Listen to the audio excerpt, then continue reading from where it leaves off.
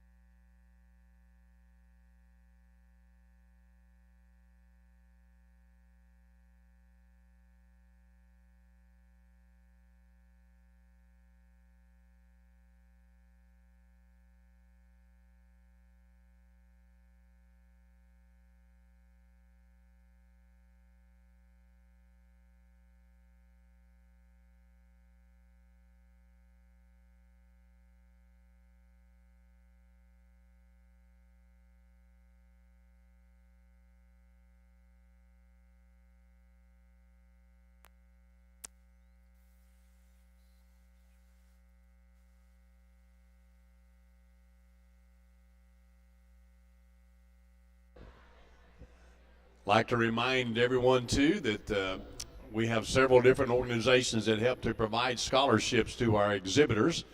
Our Marion County Cattlewomen will be selling raffle tickets for 2 different raffles. First one would be for $300 worth of beef from Publix. And then the second raffle will be for a cowhide that's over here in their booth right here behind the announcer's stand. So we encourage you to go over and visit with them and purchase some of those raffle tickets and support their scholarship fund. We appreciate the Marion County Cattlewomen and all that they do for agriculture here in Marion County and also for the Southeastern Youth Fair as well.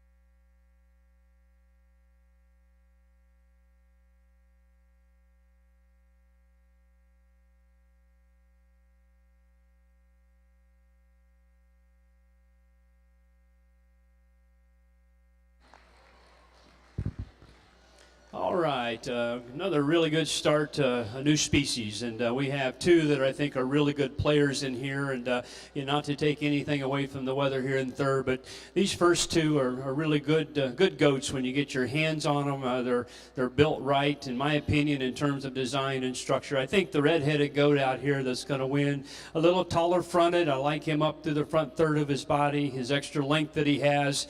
He's got some form, he's got some bone underneath him, big old square top in him, and certainly one as you get at the edge of his loin, he handles really good. So again, he's kind of that combination of having just a notch more frame. He's taller fronted and got enough muscle. And again, a little bit of a disadvantage to the weather in second. He's kind of broke out with some mites or his hide and doesn't handle as good as this one here. This one here's got a nice fresh hide on him and just got a good touch when you get your hands on him. So this red hip whether we bring here in second, again, just really bold. I like this guy working out of his blade. His upper part of his rib cage is really good, and as you expect when you get your hands on him, he's really expansive all the way back into his hip. One of those has got that really good round rib cage to kind of get that top shaped up in him right. So again, he's a little smaller in his kind. He's not as long necked. He's not quite as lifted up out of his front end, but another really good goat. It's just unfortunate. He said he pulled his blanket off of him here a little bit, and you find all them bumps, and we've dealt with that in the goat world, and it is painful. I don't know what you do about it. But anyway, you got a good goat. Underneath all them bumps, that's a pretty good rascal. This one in third, again, I'd like to design him differently in his hip, but he's got a nice lean touch to him. He's expressive for the muscle that he has. He's just a little flatter ribbed. He's just a little narrower gauged than the two goats we have winning the class here. But you get your hands on him, I think it's really pretty logical to keep him up here in the top end. And certainly from a width standpoint, with the skeleton, he's not as big and bold as these two that win, but I think he just very logically needs to kind of follow in here to next. We go here in fourth, and one that's really long-bodied. He's very trim yet, again, a little immature in the way that he's kind of built and constructed. But I think as we continue, if we can continue to take him to heavier weight, he has the opportunity to stay still very trim and very lean down his top. Little flat made again in terms of his rib and his hip. He's just not quite as expressive in his general shape, but I like his length, I like his cutability, and when we get him propped up and you get your hands on him, he's got a better touch than the weather here next. You know, when you get right down to it, these two are really constructed an awful lot alike.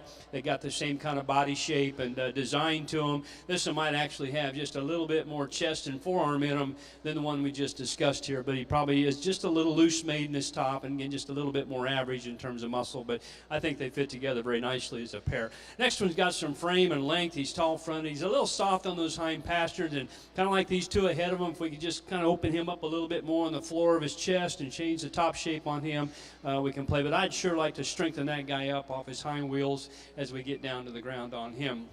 We got a belt, and really the next three or four here are goats that are a little more moderate in their frame, which is fine. It's not a big deal at this weight range.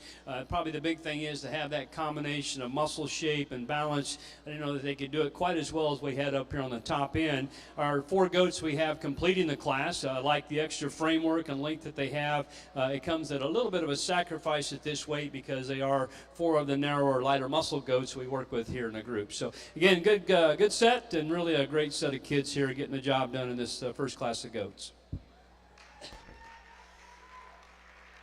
Congratulations to our first class here. Once again, Bryant Auto Sales sponsoring his class. Winning Class 1, Brindley Durham of the Caprine 4-H Club. Standing second today, Nicholas Domingo of the Bellevue Bald Eagles. In third place, Hannah Holton, showing an animal belonging to North Marion High FFA. In fourth place, Jillian Willoughby of the Liberty Middle FFA. In fifth place today, Olivia Simpson of the Town and Country 4-H. Standing sixth, this is Rossi Bozeman of the Stars and Stripes 4-H. In seventh place today, Brindley Jelks of the Stars and Stripes 4-H. In eighth place, Eliana Gianola of the Bellevue High Junior FFA. In ninth place today, Brooke Sakuda, Brooke showing with the Caprine 4-H. In 10th place, Ramsey Jelks of the Stars and Stripes 4-H. Standing 11th today, Holston Sapp of the Grandview 4-H Club. In 12th place, Ethan Murdoch, Ethan with the Spar Stallions 4-H. 13th place, Evelyn Hutto of the Cracker Country 4-H. And in 14th place, Asher Lewis, of the Grandview 4-H Club. So once again, congratulations to our Class 1 exhibitors. Our second class will be our middleweight goats. These exhibits will weigh between 86 and 98 pounds. This class is being sponsored by the Double S Red Barn. We have Andrew Barber of the Lake Weir Middle showing a chapter goat. Easton Davis of the Country Clovers 4-H. Ella Gigliotti of the Town and Country 4-H. Kylie Johannesson of the Bellevue High Junior FFA. Erica Estrada, Dunellen High FFA. Addie Mims, Kendrick 4-H Club. Caden Souza of the Bellevue Middle FFA. Joshua Noble showing a goat belonging to the Vanguard High FFA. Liliana Guerrera of the Dunellen Middle FFA. Brianna Lopez of the Stars and Stripes 4-H Club. Jordan Bailey showing for the Lake Weir High, a chapter goat. Braden Pruitt of the Bellevue Middle FFA chapter. Natasha Mendez Hernandez of the Bellevue Middle FFA. Rose Mims of the North Marion High Senior FFA.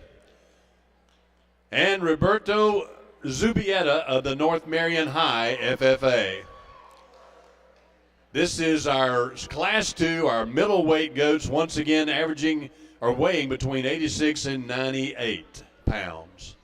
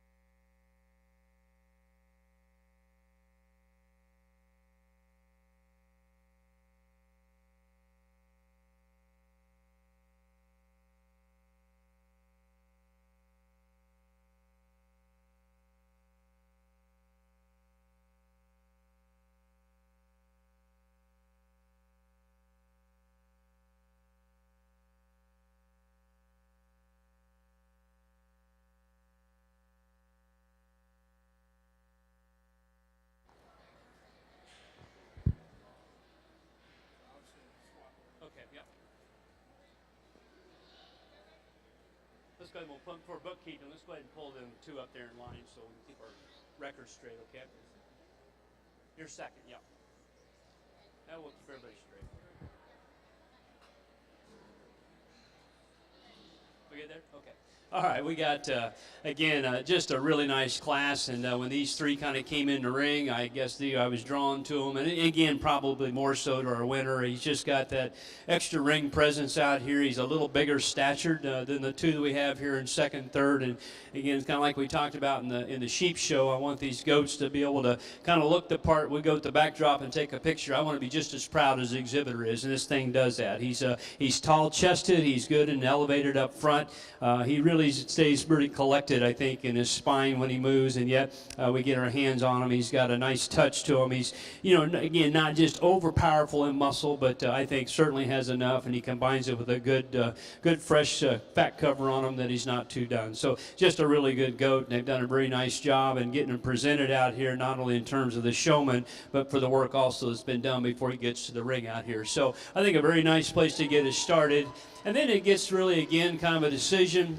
Do we use one that's a little bigger in his kind, a little taller front end, maybe just assembled a little bit better out of his shoulder and down his top like we have here in second, or do you come with a smaller goat that's really busted open with a bit more muscle? So it's kind of the decision you have here. And again, like we said, I don't know it's always necessary to keep them together, but in this case here, this guy is just big enough kind, tall enough fronted. He assembles himself better out of his shoulder blade and down his top than does the red goat that we end up in third. So again, he's not light muscle by any means. In fact, you get your hands on him. This guy's got a really nice top shape to him. His rack is good loin edge. Again, does he have that wow factor out here like the streak face weather did that wins? Maybe not quite to that level, but I thought really when he kind of came right down to the final deal here, he's just so much like the one that wins, we need to keep them paired up. The red goat, again, it don't take a real rocket scientist to kind of study him, no matter what angle you look at him, to understand that this is just a naturally white-built goat. The floor of his chest, upper rib cage, he's kind of got the groove running down his back. He's got a ton of product to him.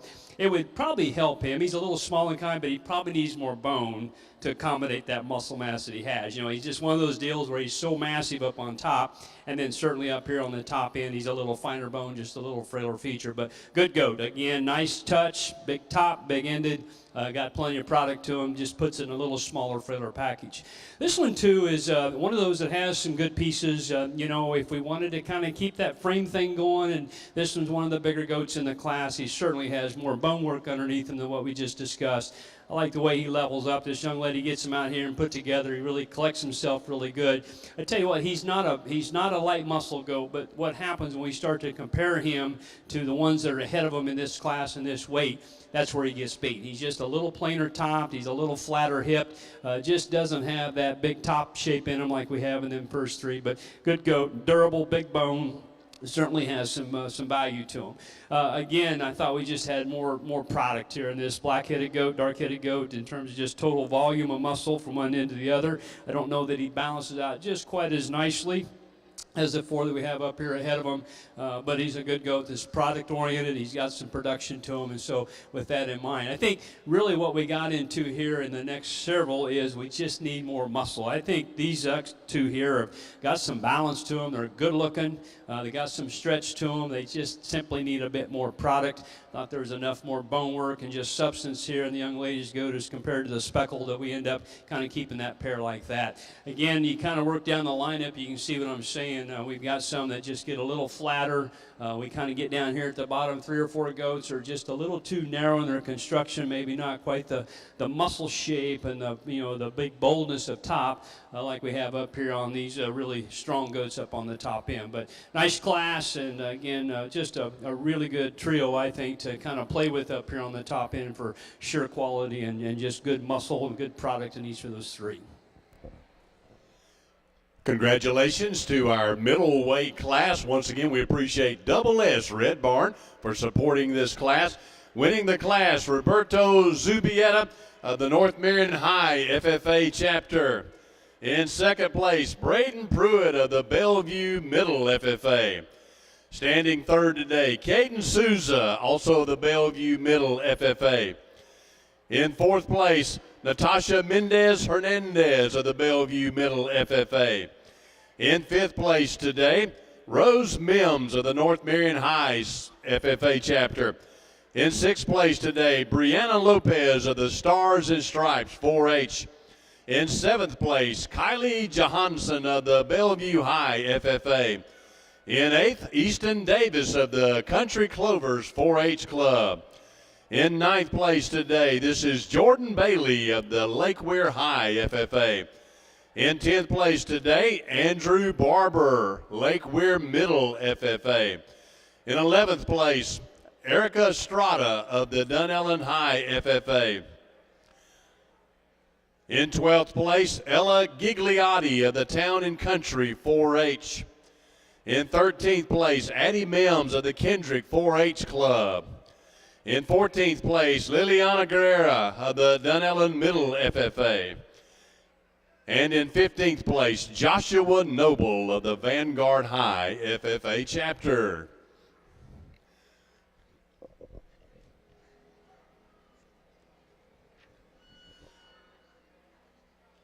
This is our class of our heavyweight goats. These goats will range in weight from 99 to 138 pounds. We have Caleb Smith from the Bellevue Bald Eagles 4-H. Haley Spear of the North Marion High FFA chapter. Kimberly Whitehead of the Dunellen Middle FFA. Sam Love of the Bellevue Bald Eagles. Kate Love of the Bellevue Bald Eagles. Gracie Alt of the Two Rivers 4-H Club. Isaac Hutto of the Cracker Country 4-H. Yamalet Aquindo Ortez of the Bellevue High FFA. Carson Oliver of the Bellevue Bald Eagles 4-H. Josie Law of the Fort McCoy Four-Leaf Clover. Grace Peebles of the Vanguard High FFA. Skylar Fincher of the Bellevue Middle FFA.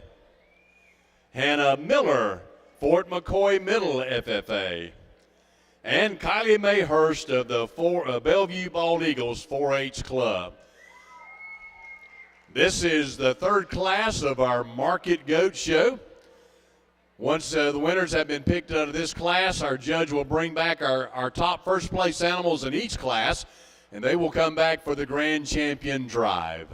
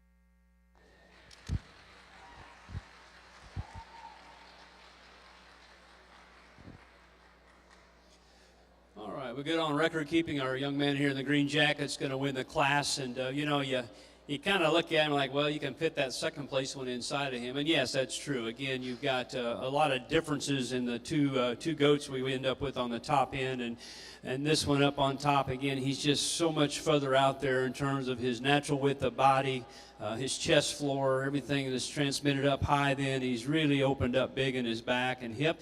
One of those that, he's a little tough to get shown. He's kind of an onion head, I think, the way he acts out here. And so he doesn't maybe hit me with the presence that I think we could really get out of that goat. I think that thing could be a stellar show goat if he kind of get his brain in the game.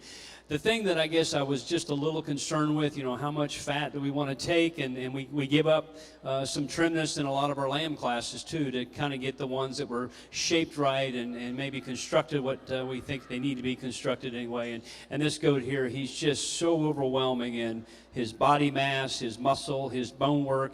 And quite honestly, even though he fights this young man on the walk out here, I like the strength of his hind leg, the way he sets it out here to the dirt as maybe compared to the weather we end up here in second. In second's a really nice fresh one. He's got a good touch to him. He runs uphill. He's long-necked. He gets presented very good out here. I like him, pretty well from his hip forward, and there is a pretty big difference in weight between these two goats. The problem we have with him, I struggle a bit more as we get back into his hip, the construction of his hind leg. He's just not quite as aesthetically pleasing to look at in his hock and the way he sends it to the ground. But he's good on cutability. He's really laid in nice into his shoulder, and still he has enough muscle, I think, for what his weight is. He's just not as overpowering as that rascal. We end up winning the class. Third and fourth, again, as you handle them, you might switch them, and I wouldn't disagree because our goat, in third here is not, again, just overwhelming in muscle or touch, but we get him out here head to tail and presented. I think the extra rib cage, the way he handles his top line and especially his hip in the makeup and the design of his rear skeleton just helps him balance out so much better than the goat we end up here in fourth. Again, one that's probably been bitten by the bug out here. He's got quite a few bumps on his top and doesn't handle quite as good in his hide. But that goat in fourth there is very fresh. He's got surprisingly a lot more top than one would give him credit for when you look at him from the side, because he's a little flat in his general build and just a little shallow when we get off the side, but he's got a pretty nice touch to him. Big goat, again, in terms of length of body's good, just doesn't shape up good enough out of his top when you get your hands on him, but really long and does look pretty good. We get him out on the move. The red belt's just a little bit more fat and a little less muscle than some we have up ahead of him here, but I thought he kind of balanced out pretty good, especially as we get into a heavyweight goat class. He's got some symmetry and some look to him. I think really we tried again keep muscle and product as a priority as we went down the lineup here, and we maybe got a couple of them in here that are just a little bit fatter in the lower third of their body than they possibly need to be, but I think all in all a pretty nice set of heavyweight goats, and certainly a truck full of muscle up here on the top end that's going to win our class.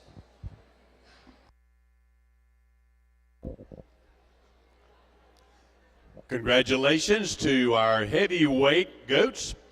The exhibitor there that wins this class, Carson Oliver of the Bellevue Bald Eagles. Standing second, Caleb Smith, also of the Bellevue Bald Eagles. In third place today, Sam Love, Bellevue Bald Eagles. In fourth place, Haley Spear, North Marion High. In fifth place, Hannah Miller, Fort McCoy Middle FFA. In sixth place, Skylar Fincher of the Bellevue Middle FFA. In seventh place, Kate Love of the Bellevue Bald Eagles. Standing eighth today, Gracie Alt of the Two Rivers 4-H Club. In ninth place today, this is Kylie Mae Hurst of the Bellevue Bald Eagles. In 10th place, Grace Peebles of the Vanguard High FFA. In 11th place, Kimberly Whitehead, Dunellen Middle FFA. In 12th place, Yamaledi Aquande Ortez, showing with Bellevue High. In 13th place, Josie Law of the Fort McCoy 4-Leaf Clover. And in 14th place, Isaac Hutto of the Cracker Country 4-H. We now have our three class winners who will be coming back here. This will be for our grand champion drive of our meat goat contest today. our Class 1 representative, Brindley Durham of the Caprine 4-H. Second class winner, Roberto Zubieta of the North Marion High. And our Class 3 winner, Carson Oliver of the Bellevue Bald Eagles.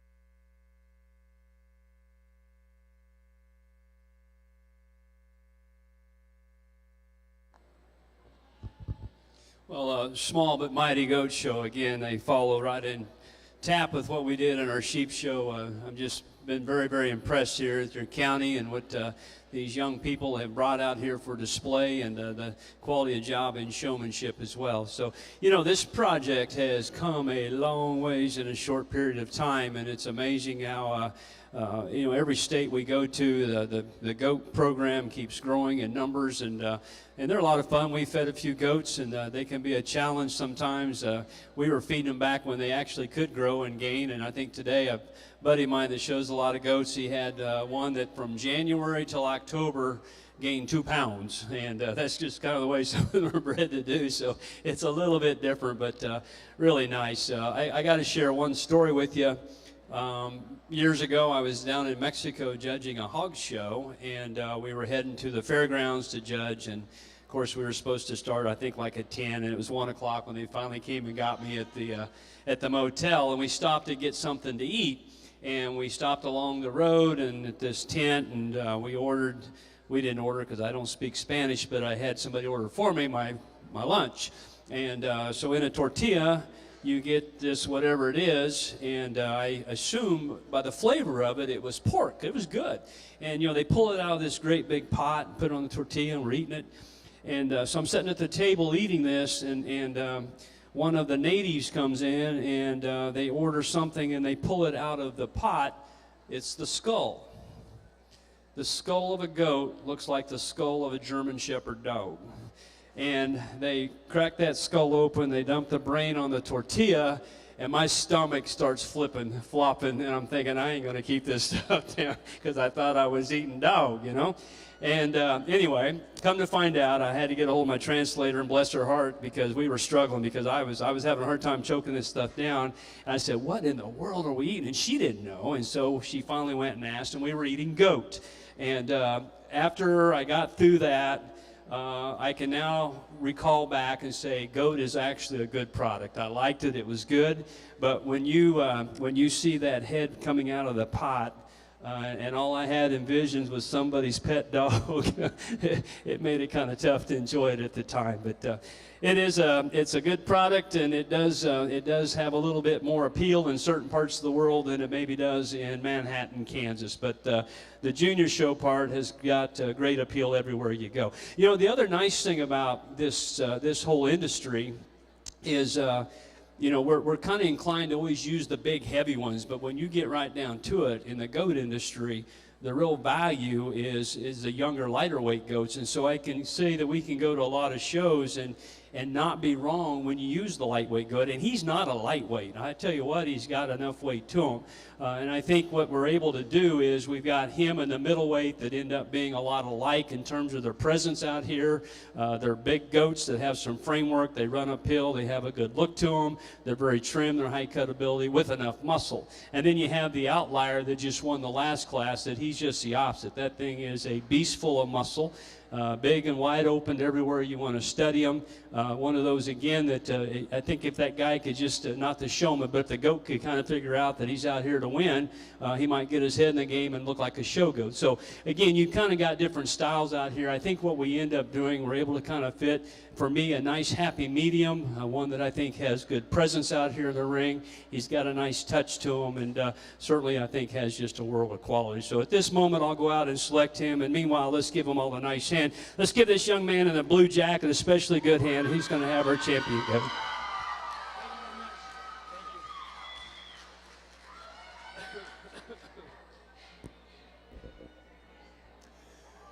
Congratulations, our grand champion, Roberto Zubieta. Roberto's senior year showing, and he's showing out with a bang.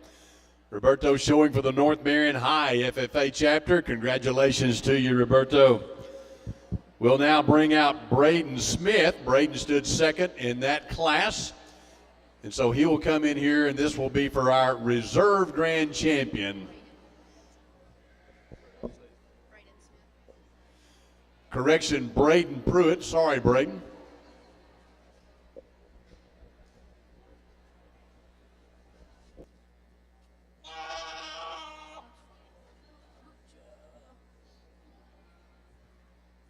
Well, again, I kind of let the cat out of the bag. If you try to go and pick two that are somewhat alike, and one that's just got, again, the semblance of a goat that I like, or sheep, and has a pattern design, kind of keeps everything together, runs uphill, looks right. That's actually our lightweight goat. Let's give that young lady a nice hand. He'll be our reserve champions. And our reserve grand champion, Brindley Durham of the Caprine 4-H Club. So Roberto and Brindley, congratulations, your grand and your reserve grand champion of the 2023 Southeastern Youth Fair Goat Show. Once again, these are our market animals here, and we'll begin here in just a few moments with our dairy animals and our doelings, our breeding goats as well.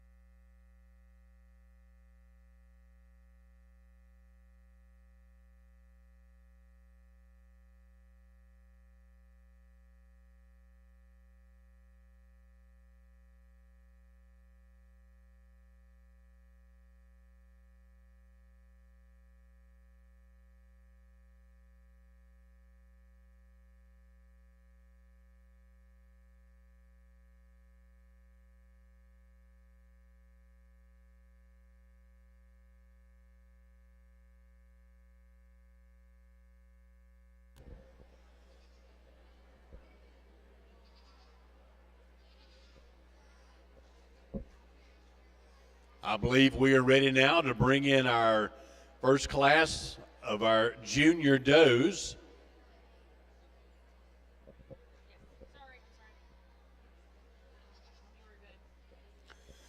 This class is being sponsored by Sam and Kay Love and the Love family.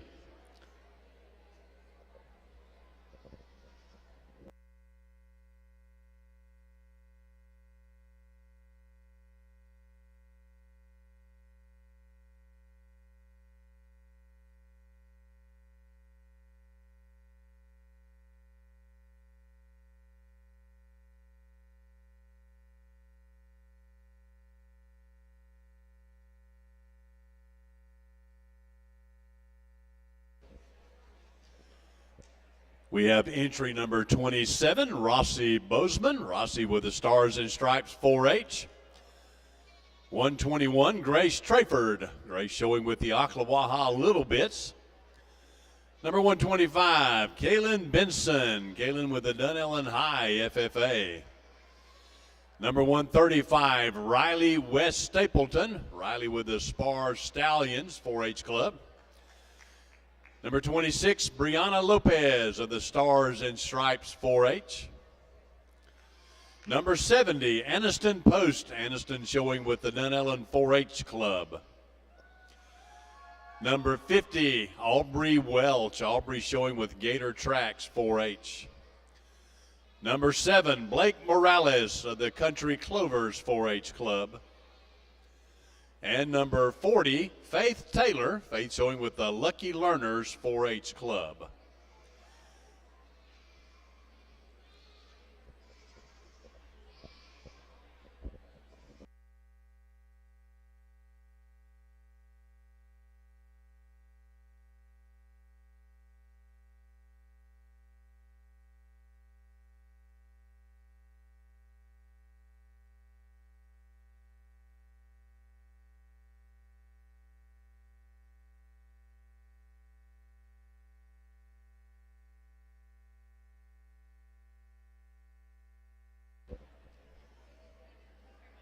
Again, we will have two classes in this Dairy Goat division.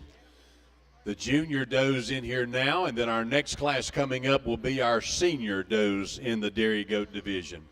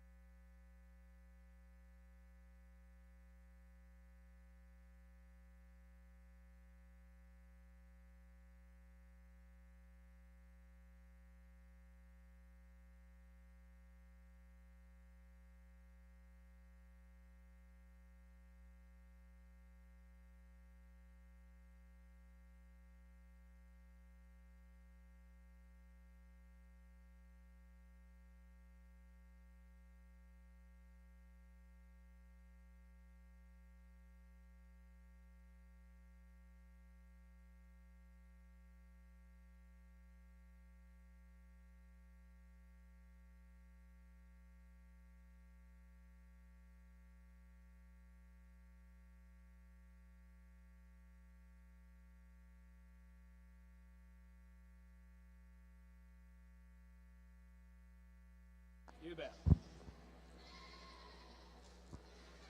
All right. I'll be quite honest, it's a little out of my element, but my 5 hours in the airport yesterday, I got to looking at some selection criteria. Actually, I asked my dairy judging coach at K-State what are some of the things to look for, and it's I used to judge dairy cows, but we don't do a lot of dairy goat shows in many of the shows that I judge. But I will say this: we got a lot of Nigerian does in here and really good high quality. I think there's a lot of good things about them to talk about, and to me what we have in a doe that wins this group here is kind of a nice combination of the real femininity and refinement of the young doe we see in second, and the extra spring of rib and volume that we see in the doe that stands here in third. So for me, she's a nice combination of those traits. I like the angularity to her. I like the boldness of rib, and yet still really nice in her neck and the way it sets into her shoulder. She's got a nice hip shape to her. I think the design of her hip, for me and everything that I would say that I've learned about the dairy goat deal, she kind of fits it in my opinion. This one little doe we have here in second is really good looking, very, very feminine. I love the length of neck. She's got a skinny neck and it ties nicely into her shoulder. Again, her design in terms of symmetry and balance is extremely good on her feet and legs. Not as big and bold in her rib cage as the does that stand on either side of her, and that would be the thing that I probably would like to improve in her if we could, but just beautiful in terms of femininity. Upstanding doe too, she's tall shouldered, and I think she's kind of got that quality as well. A little more volume in this next doe, and again, I think we could sure switch at it if you want to take that extra rib and volume and spring rib that she has as an advantage over the doe here in second. I didn't perceive her as being as long in her neck, quite as tidy and as feminine up into her front end as the does we have up here ahead of her. But again, I think a lot of volume to her, and she really kind of fits up in here into a very strong group up on the top end.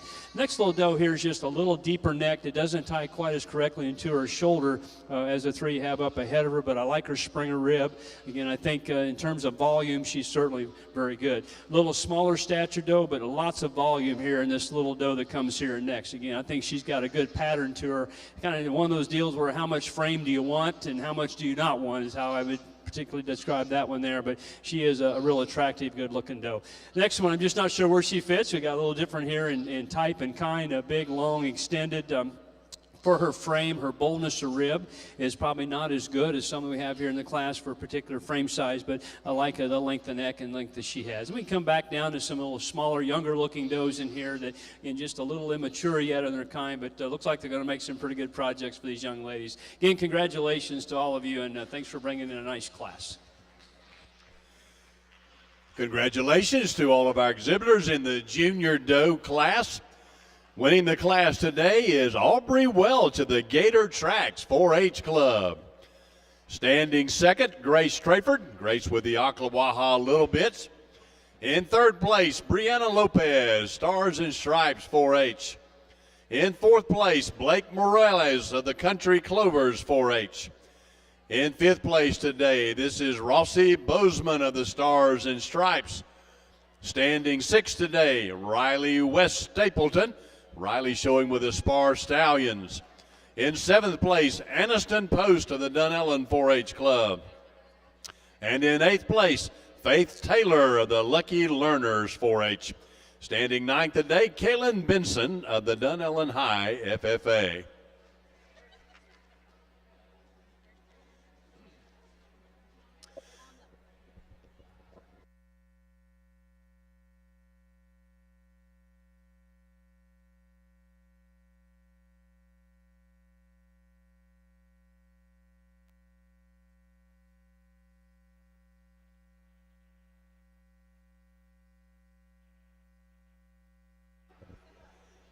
We now are ready for our senior does in the dairy show to come in.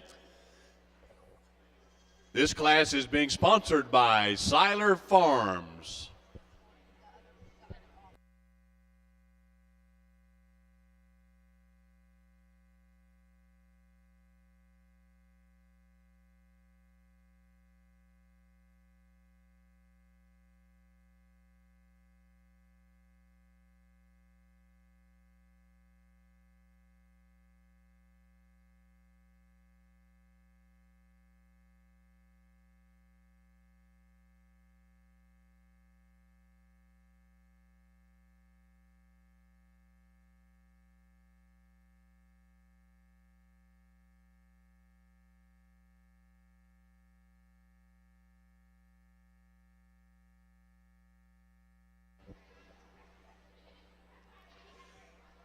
We have entry 142. This is Zachary Palfrey. Zachary showing with the Stars and Stripes 4-H. Number 120, Frida Ailman. Frida with the Forest High FFA. Number 145, Blake Morales of the Country Clovers 4-H. Number 121, Grace Trayford of the Ocklawaha Little Bits. Number 126, Kaylin Tyson. Kaylin with the Town and Country 4-H Club. Number 133, Maylee Farmer. Maylee with the Town and Country 4-H. Number 2, this is Madison Amole of the Spar Stallions 4-H Club. Number 138, Tristan Olive. Tristan with the Fort McCoy Middle FFA. Number 107, Graceland Wicker. Graceland with the Happy Homeschoolers 4-H. Number 50, Aubrey Welch. Aubrey showing with the Gator Tracks 4-H Club.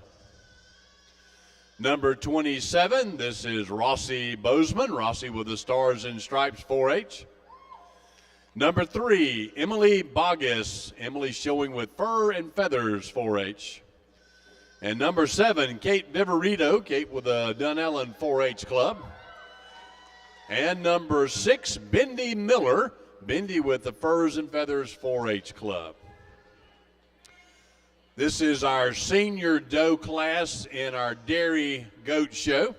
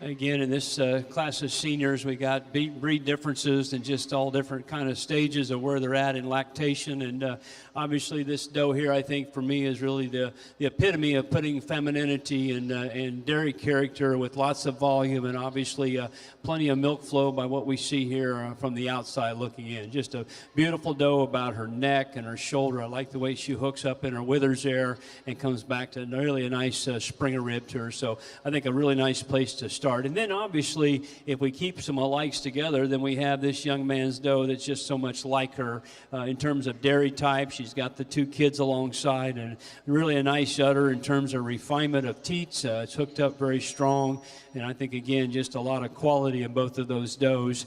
Just a bit more of that extra wow factor I thought here, and the one that's going to go ahead and win the class. We get one here that ends up in third, and probably like to hook her neck in more correctly to her withers, but if we share this one out and kind of study her refinement, her body volume, I think she sure got that. Again, one of those udders that looks like it sure has a lot of longevity to it. It's hooked up very strong on both ends. Nice suspensory ligament running down and keeping that thing up and snug close to her body.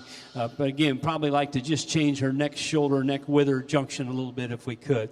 This old doe here has got 2 big old kids. She's been working hard, and it kind of starts to show just a little bit on her, a little thinner condition, shallower bodied. I don't see quite the refinement in her teat structure as the 3 we have up ahead of her, but boy, I give her credit for bringing along 2 great big old kids like that, and certainly from a production standpoint. The udder's a little out of balance here on this next one, but boy, I like her neck and her shoulder. She blends so smoothly from end to end. Springer rib, depth of body's good on her. I'd like to balance that udder up a little bit differently, attach it just a little bit differently if we could on both ends, but lots of refinement. We go back into some bigger breed does here that, again, from the standpoint of length and body and femininity, I think they're really good. Again, we give credit here to a young lady that's brought a big doe in here with 2 big old kids. I'd like to refine her teat structure up just a little bit, but boy, big extended doe. You know, I think for their frame, what you run into with some of these smaller Nigerians, they look a little shallow and not as boulder in the rib, and that would be the thing I would say about really the 3 that we have coming up here and next. And then we get into some does that are maybe just a little thicker made for me. I don't really read the dairy character as we kind of go down the lineup. That would be what I would kind of say about them last 2. They're just a little thicker neck, maybe a little bit plainer, but I think all in all a real quality set of senior does to work with, and certainly a good strong pair up here on the top end. So best of luck to all of you. I think you're going to have some fun projects to work with.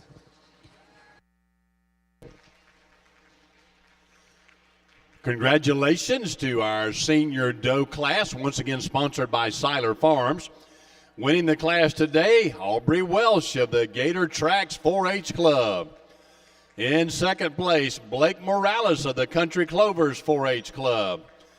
In third, Zachary Palfrey of the Stars and Stripes 4-H. In fourth, Frida Ailman of the Forest High FFA. In fifth place, Tristan Olive of the Fort McCoy Middle FFA. In sixth place, Gracelyn Wicker of the Happy Homeschoolers.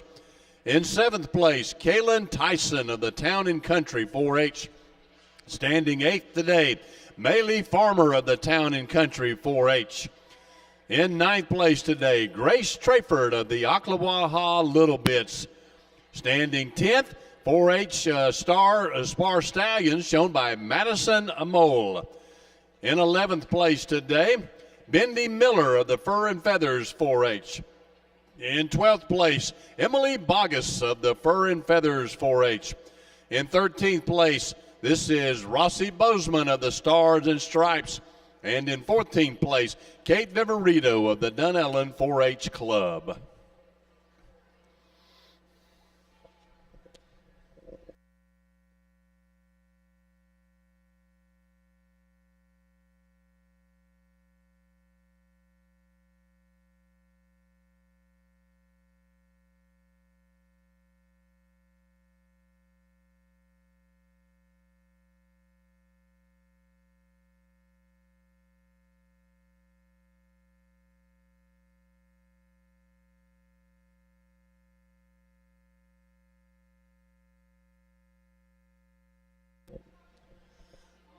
We will have our two class winners to come back now for our Dairy Grand Champion, Aubrey Welch Aubrey with the Gator Tracks 4-H.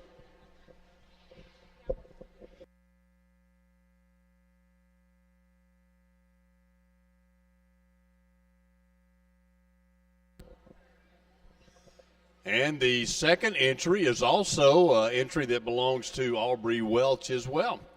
So Aubrey, congratulations. You've done well here with your Dairy Goat does here. Good job.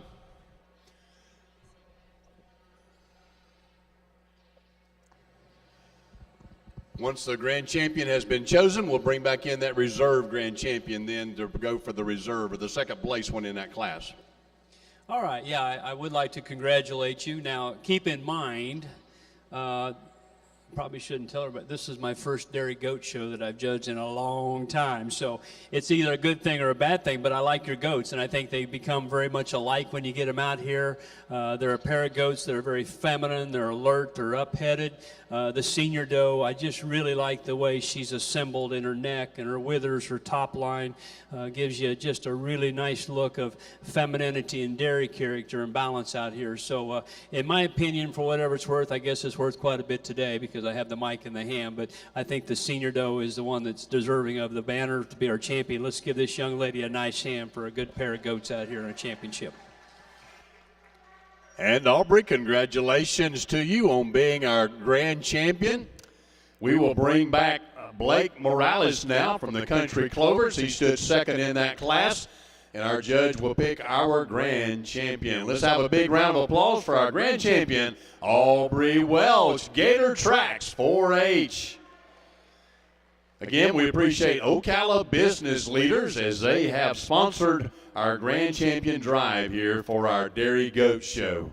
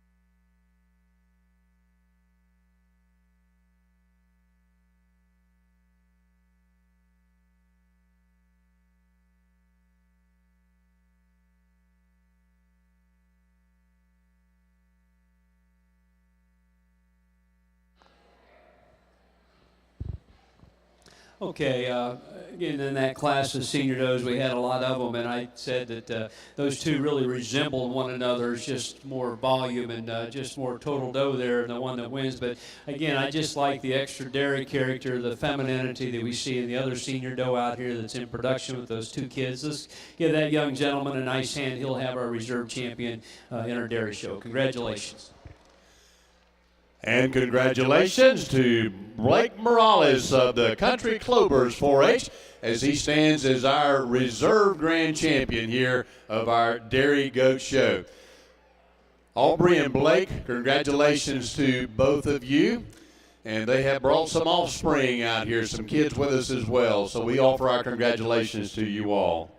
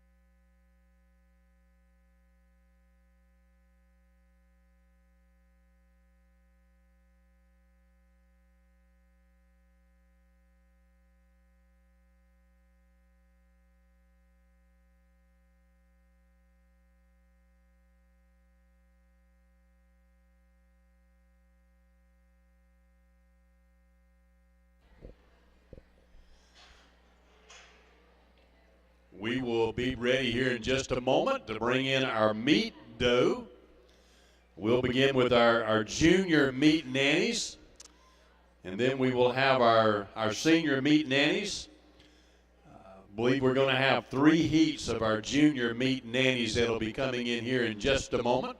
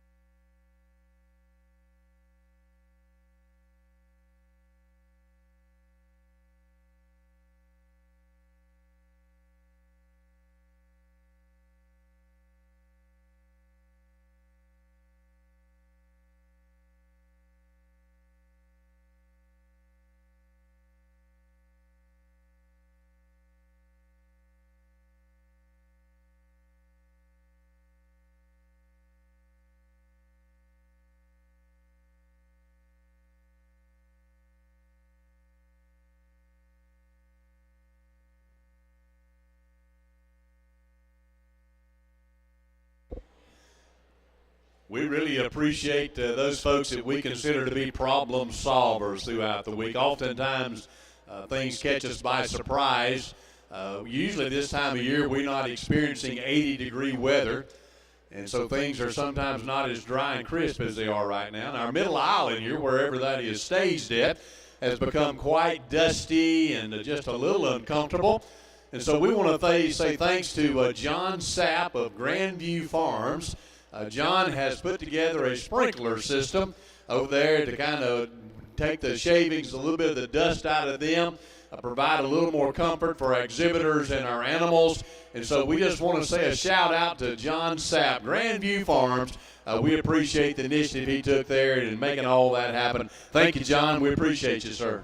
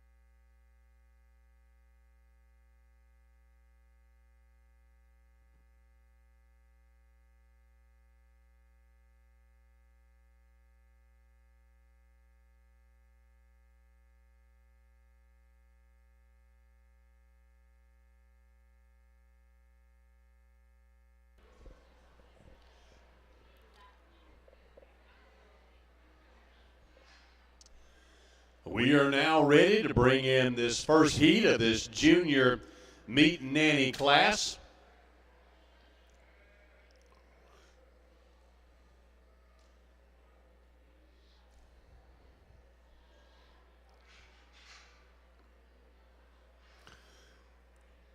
We will have 13 entries in this first heat.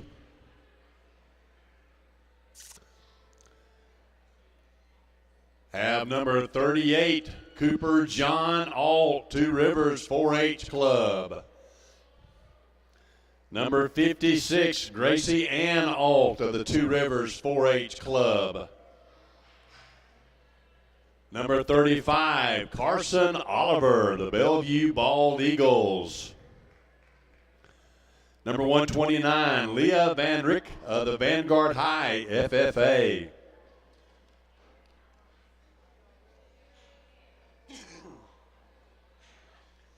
Number 41, Kyle Rich of the Vanguard High FFA.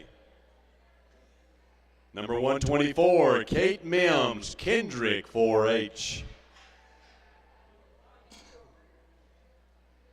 Number 123, Jessica Miller, Forest High FFA.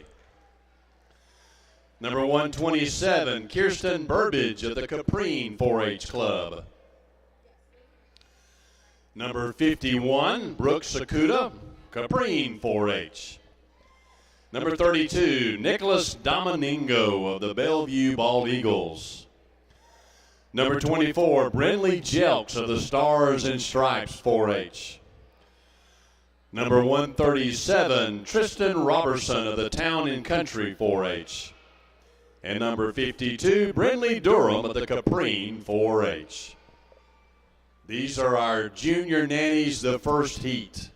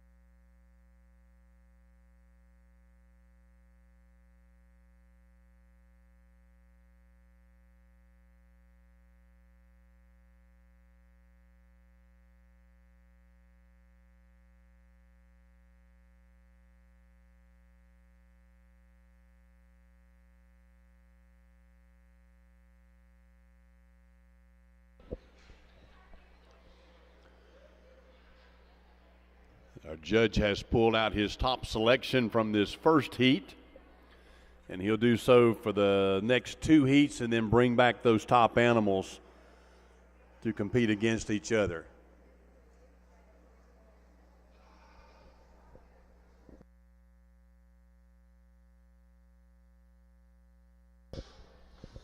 In Heat 2, we have number 119. This is Frank Sakuda, Frank with the Caprine 4-H. Number 136, Riley Winterbauer of the Vanguard High FFA. Number 117, Ryan Smith. Ryan showing for the Bellevue High FFA. Number 116, Evelyn Durham of the Caprine 4-H. Number 115, Chesney Donnie of the Caprine 4-H. Number 131, Lydia Sharp of the Caprine 4-H. Number 24, Caleb Smith, Caleb with the Bellevue Bald Eagles. Number 4, Roberto Zubietta of the North Marion High FFA. Number 26, Brianna Lopez. Number 53, Easton Davis. Number 104, Savannah Ayala. Savannah showing for Trinity Catholic. Number 96, Josie Law, Fort McCoy. Number 108, Ashley Estrada, Dunellen High. Number 21, Breeley Yeomans of Kendrick 4-H. And number 79, Hannah Miller of Fort McCoy Middle FFA. This is the second of 3 heats here in our junior meet nannies.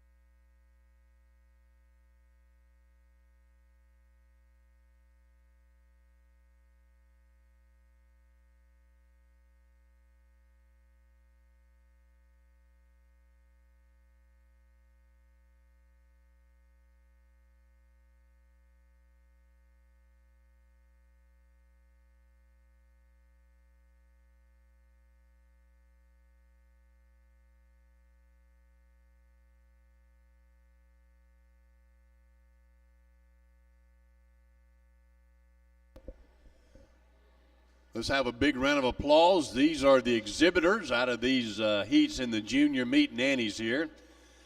Got 35, Carson Oliver. 129, Leah Van Riek. 41, Kyle Rich. 127, Kirsten Burbage. Number 32, Nicholas Domingo. Number 52, Brinley Durham.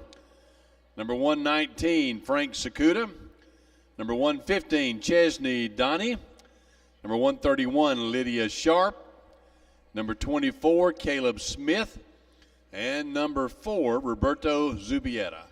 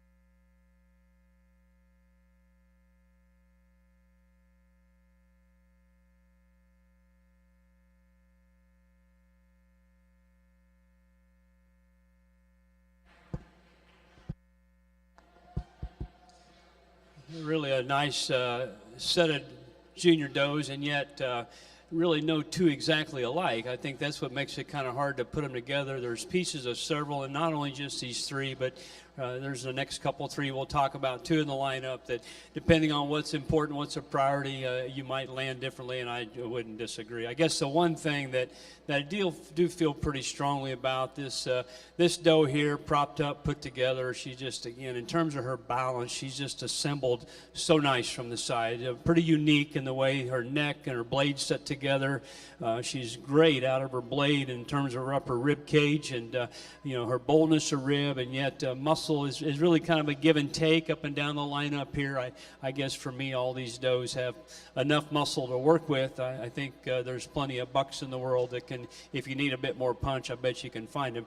I'd like to have this one just a little stronger in her hind leg. That's where I would probably change her the most, and I think her hip is designed very nice. She just is not quite as aesthetically pleasing to look at in the set of her hind leg when she gets out here and kind of marches around the ring. But really unique from a balance, design standpoint. I think you can do a lot of pretty neat things with one that's constructed like this. The red doe, when she came into class, again, it's one of those deals that she hit me pretty hard right off the bat. She has incredible body length, really a big, wide volume doe that I think has, again, enough muscle to her, and yet still the shape of her neck and the way it sets into her shoulders really nice. She's one that as we get her kind of stopped out here, she maybe doesn't have quite the strength right in her rack and right in behind her shoulder blade as the doe that we have winning the class. And she too, I could probably just tweak her a little bit on her hind legs. She's a little steeper in the design of her stifle and down to her hock, and maybe just a little, maybe the opposite of the hind leg we saw up here on the doe that is going to win the class. But from the standpoint of her length and her neatness of neck and throat and jaw, I think she really kind of looks pretty cool out here. This dark-headed doe, really robust, maybe to the point that she can get just a little too base wide for me out of her shoulder and her chest. I'd like to lay that part of her in just a little bit neater and tighter, but big, bold rib cage in that old doe, and again, real wide from one end to the other. For me, she's just a bit more opened up in through her front end than the two does we start with, but real broody, I think, would be the way to describe her. This doe here in fourth, there was, again, right off the bat when she, good job, partner, right off the bat when she came in, you're kind of drawn to her. She's got a nice chest. It's kind of sucked up in her, round in her rib. She's got a real shapely look to her when you look at her from the side. And I know you goat people will take knees better than I do. This one's just on the edge for me. I think no matter what livestock I evaluate, I think it's really important to look at the skeleton, and I think for me sometimes we can get these goats right on the edge, and she's just a little too far forward in her knee, and at times you can kind of see that thing quivering out here. Again, structurally would be just a long-term structure would be a little bit of an issue for me. Now, contrary to that is this doe here that comes next. Again, very feminine, beautiful neck and shoulder. I like her rib cage. She's one of those I think is extremely good up in the front third of her body. As we kind of work back in behind this doe here, again, maybe not as massive in her build, a little like the set to her hind leg, like our champion in this division here, a little more set to it, not quite as appealing. The difference is we get them stopped and propped up. This one probably just doesn't hit me quite as strong. The next doe, again, a little awkward in the build of her last third of her skeleton. I like her up in her front two-thirds, maybe not quite as big ribbed and bold as a couple out here, but kind of like the doe ahead of her, strengthen her up a little bit. This would be another case where she's probably just a little steep up in her front end, her shoulder, her front knee doesn't toe quite straight ahead, but a doe that has some rib cage and body to her. The next doe just a little stale. We got her a little fat, but she is a big high volume doe. She's just a little soft looking out here. The red belt's really good looking. Does she have enough muscle? To me, that's probably where we got to make kind of a call on her, but her design is really good. We just need to give her a shot more muscle. Now, again, that's not the problem with this next one here. She's got a big old back in her and lots of natural width from one end to the other. It's just a little coarser, a little rounder the way it's kind of tied into her skeleton. And then a big high volume doe here next is just a little over conditioned, maybe looks a little stale out here because of that, but certainly lots of volume in the doe that we have completing the class. Congratulations to our exhibitors and our junior meet nannies. Winning the class, Kyle Rich of the Vanguard High FFA. Standing second, Carson Oliver from the Bellevue Bald Eagles. In third place, Nicholas Domingo of the Bellevue Bald Eagles. In fourth place today, Chesney Donnie of the Caprine 4-H Club. In fifth place, Frank Sakuda of the Caprine 4-H Club. In sixth place, Lila Van Rick of the Vanguard High FFA.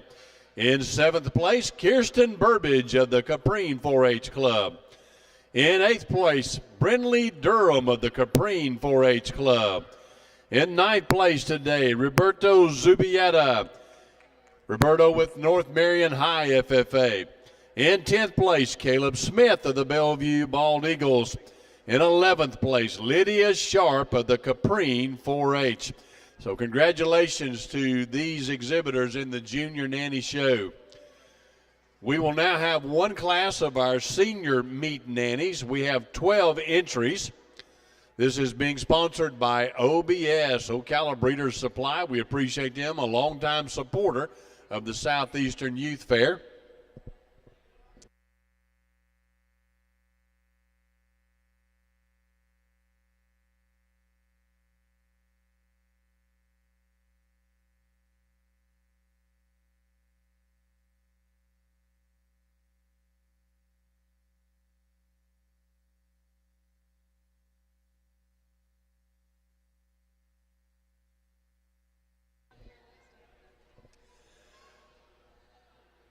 We have number 96, Josie Law. Josie showing with the Fort McCoy 4-Leaf 4-H Club.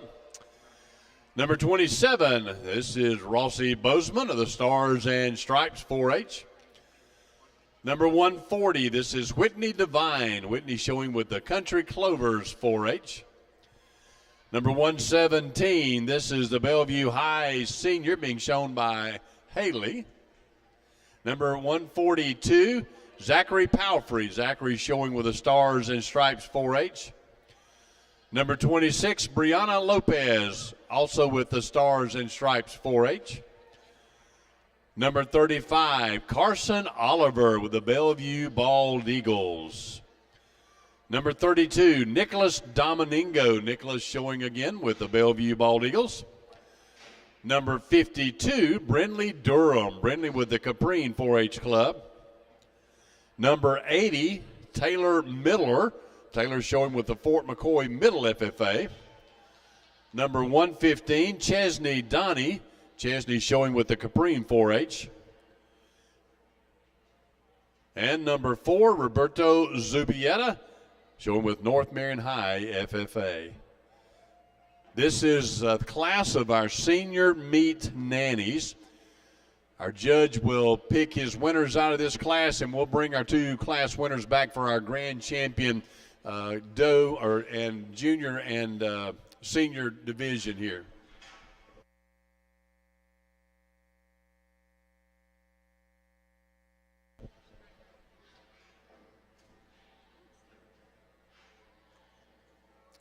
We always appreciate the great relationships that we have with the Marion County school system. Appreciate our principals here. We have the principal of North Marion High, Ms. Carol Sales, here with us.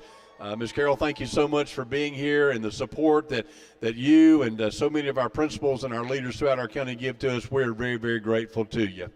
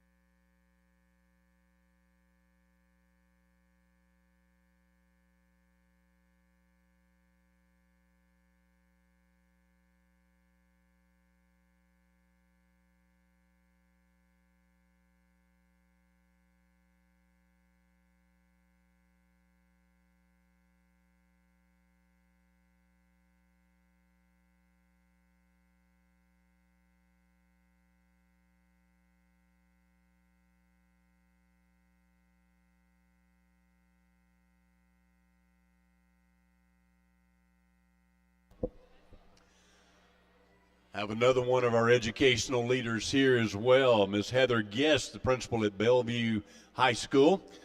Principal Guest, thank you so much for being here with us as well. And once again, really appreciate the students here from these high schools and the way that they represent their local schools. They have done an exemplary job today. Thank you very much.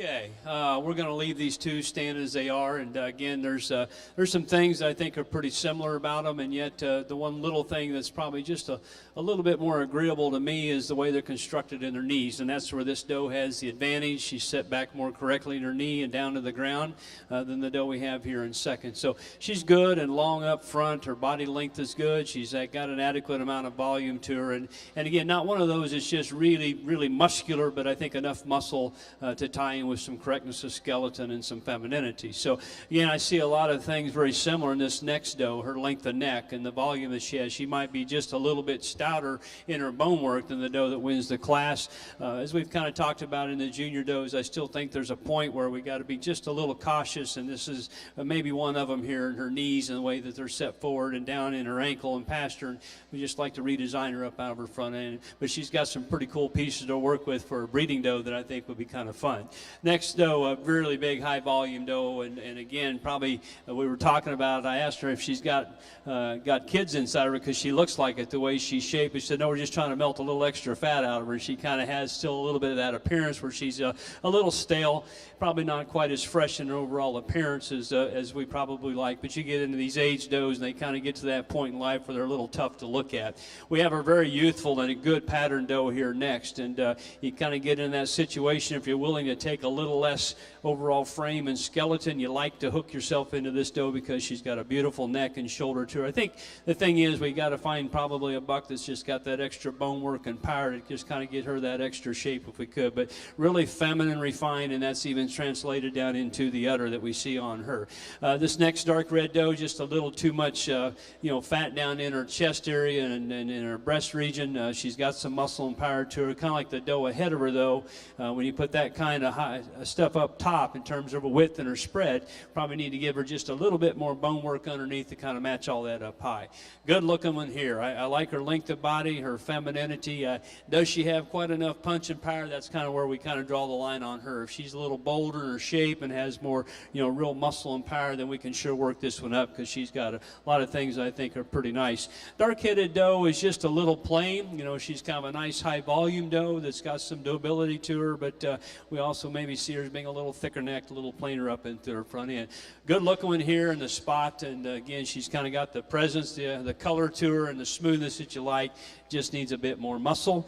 This next red-headed doe, just a little loose made as we kind of study her down her top. As we kind of work down here in these next three, again, they're a little smaller stature, maybe just a little out of balance when we kind of look at them from the side and the way they're constructed out of their shoulder and down their top. But interesting class. Again, that age factor is pretty tough sometimes to kind of sort through them as you work into these older nannies. Congratulations to the exhibitors in our senior meat nanny class. Winning the class, Nicholas Domingo of the Bellevue Bald Eagles. Standing second, Chesney Donnie of the Caprine 4-H. In third place, Brindley Durham of the Caprine 4-H. In fourth place, Roberto Zubietta, North Marion High. In fifth place today, Carson Oliver, Bellevue Bald Eagles. Standing in sixth place today is Rossi Bozeman of the Stars and Stripes. In seventh place, Taylor Miller of the Fort McCoy Middle FFA. In eighth place, this is the Bellevue High Senior Chapter Animal. In ninth place, Zachary Palfrey of the Stars and Stripes. In 10th place today, Whitney Devine of the Country Clovers 4-H. In 11th place, Brianna Lopez of the Stars and Stripes. Congratulations to all of these entries here. In 12th place, Josie Law of the Fort McCoy 4-Leaf 4 Clover 2. We now will have our two class winners. We have Nicholas Domingo, who won our senior nanny division, and Kyle Rich, who won the junior division. These two entries here for our grand champion. All right. Again, congratulations to everybody that showed in our goat show today. It's been a lot of fun. Not real easy here on our breeding side. We've had a lot of differences and variation, and in terms of presentation, we sure see that in this set of young females as well. I think one of the things that is really nice about a show is you just got to pick those ones that just have that extra wow factor, and they're the kind that maybe are on the edge just a little bit, but they got to have the look and design to kind of make the elite stock, and that's kind of where these two differ. I think the younger doe out here, she just got that extra quality to her. Like I said, the uniqueness of her build, her neck and her chest, her spine, the way she hooks up out of her blade, just a pretty kind of fun breeding piece to take home and work with. So like I said, she's not got the big stout hind leg underneath her that you might like, but that's a pretty nice kind of a doe to work with. Let's give our young man here that won the junior division a nice hand. He'll represent our supreme champion out here. Congratulations. Congratulations, Kyle Rich, your grand champion of the meat doe competition today. We will bring back Carson Oliver, number 35 with the Bellevue Bald Eagles, and he'll come stand as the second animal in that class there. And this, once again, will be for our reserve grand champion. Kyle, congratulations to you, sir.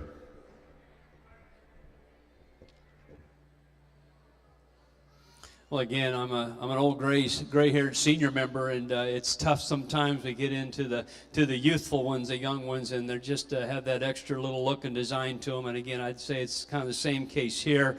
That red doe's just got that extra look and pizzazz to her. So our classmate to her champion, will follow her right up here in the lineup. She'll be our reserve supreme here in our breeding show. Congratulations. And our reserve grand champion, Carson Oliver of the Bellevue Bald Eagles. So, Kyle, congratulations, representing Vanguard High School. Carson representing the Bellevue Bald Eagles. And we appreciate once again the Ocala business leaders for their sponsorship of our grand and reserve of our Meet Nanny contest today.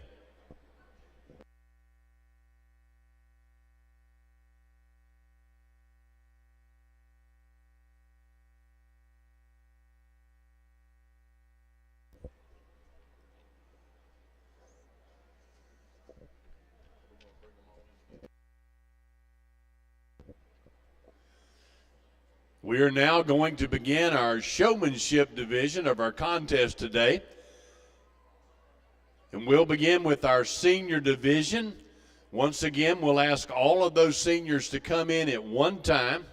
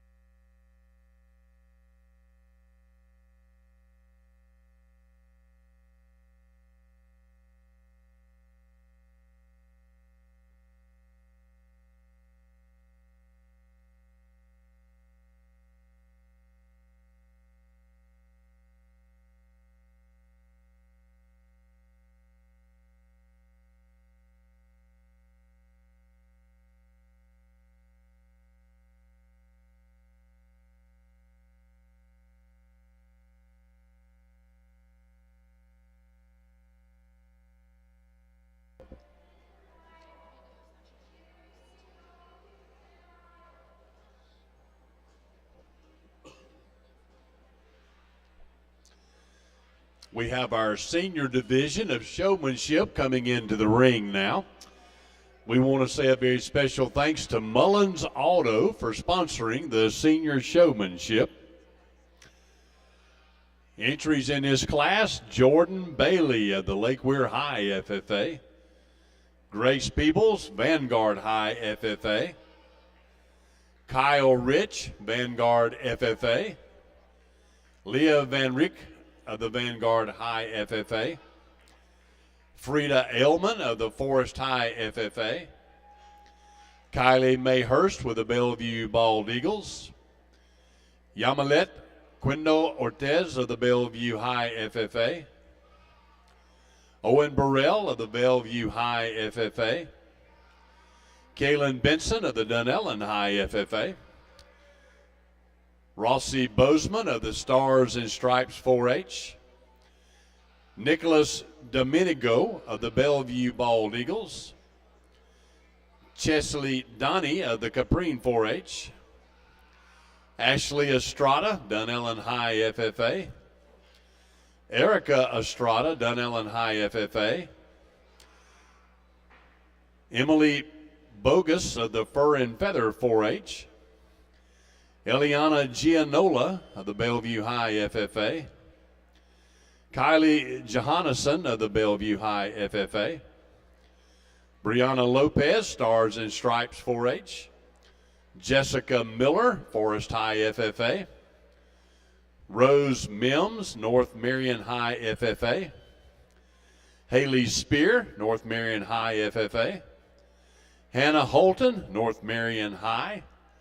Carson Oliver, Bellevue Bald Eagles. Zachary Palfrey, Stars and Stripes 4-H.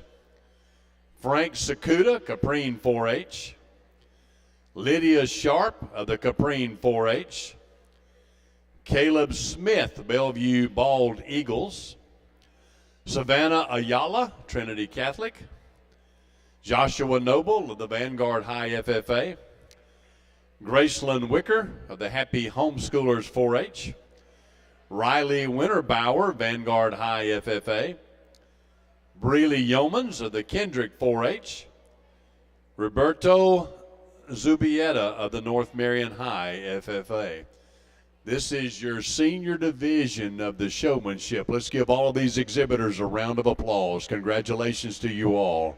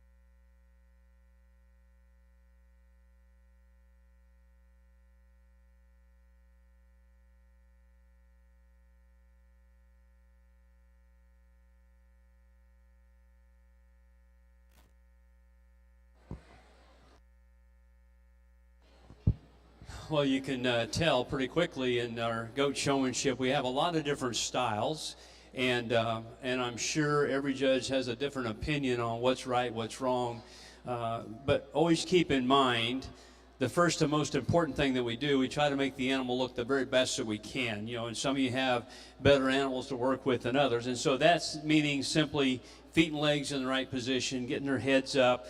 Some of these goats, you know, we have them where they're maybe just a little easy in their top, and we can kind of work at home, getting their tops pulled up just a little bit by kind of working their underlines. The other things that you also notice out here, some of you are showing with a collar, some of you are showing with a halter, some of you drop the collar or the halter and you get them braced up. And so again, that's one of those deals where, you know, I don't know if there's a right way or a wrong way. I would say in the market division, I would expect you to obviously have a collar or a halter, but when you get them stopped, I don't think it's a bad idea to get them braced up. I mean, if they allow it, some states do, some states don't. I think generally livestock look better and feel better once you get them braced. On the breeding side of it, probably don't need to do that, okay? We don't need to necessarily put a hard brace in them until the judge goes to handle them. There's a few of you showing dairy goats, okay? And again, your presentation of a dairy goat is going to be different than a meat goat, okay? You're never going to brace a dairy goat.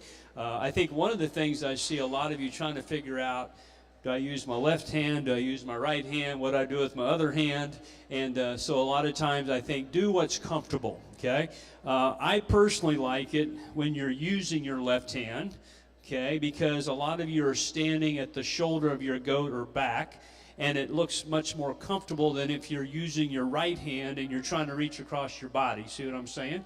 Now, if you're out front, then obviously you're going to be a different position, okay? So if you have your left hand and keeping the head up like this, that also allows you to move legs with your right hand, get the top up if we need to.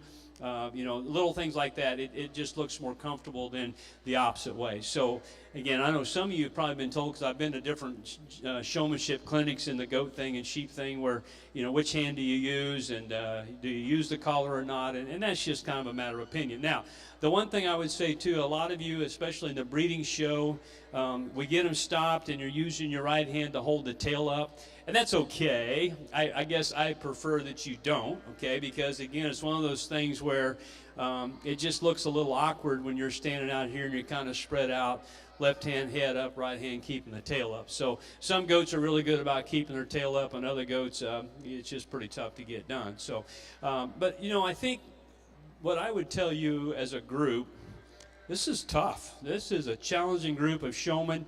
What I always find really the biggest part of goat showmanship is which goats have the endurance to last a long time and stay presented out here and not bounce around a lot. And I think we have several that have done that. You know, we've got a handful of them up here on the top end. We've got some here in the middle down here that have done a pretty good job in maintaining their positioning out here. So the one thing that I will say about it, we're going to do it a little differently out here. We're going to go from champion to third. The one thing that I would say about our champion show person, that, you know, there was a time when a goat, I don't know if he got away or whatever happened, but he's helping this exhibitor 2 placings down from him, getting the goat's collar put back on him, and just kind of dropped his goat.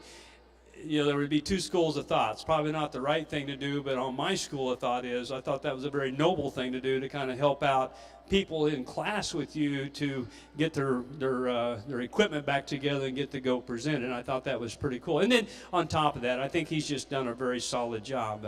Good in the market show, good out in the breeding show, and they got things presented. And so again, there's several little things throughout the goat show that he's done. Not necessarily the perfect, you know, out here, but I think collectively done very good out here, very good throughout the day. And so again, with that in mind, we will select him as a champion. That's actually a young man that stands 4th here in the lineup in the FFA jacket. Let's give him a nice hand. He'll be our champion showman. Congratulations.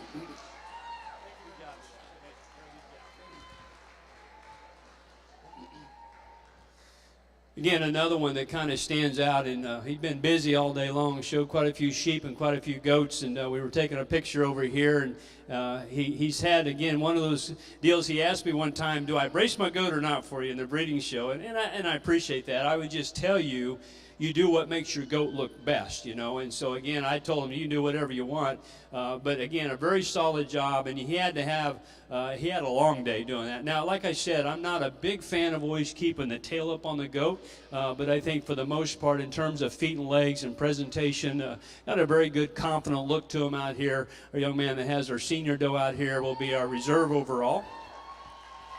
Congratulations to you.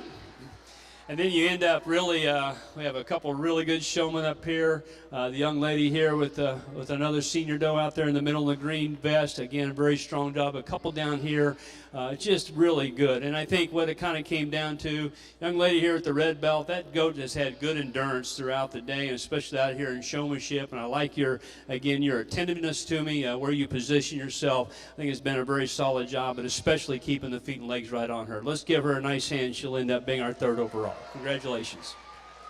Good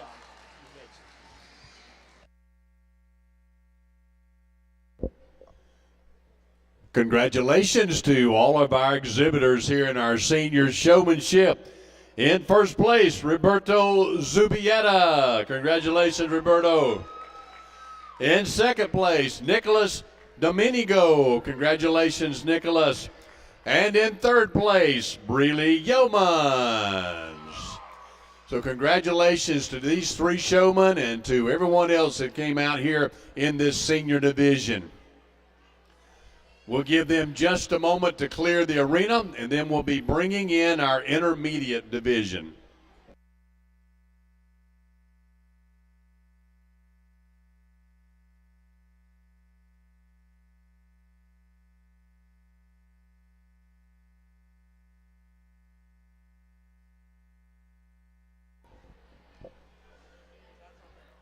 Our intermediate division today is being sponsored by the Magnolia Business District.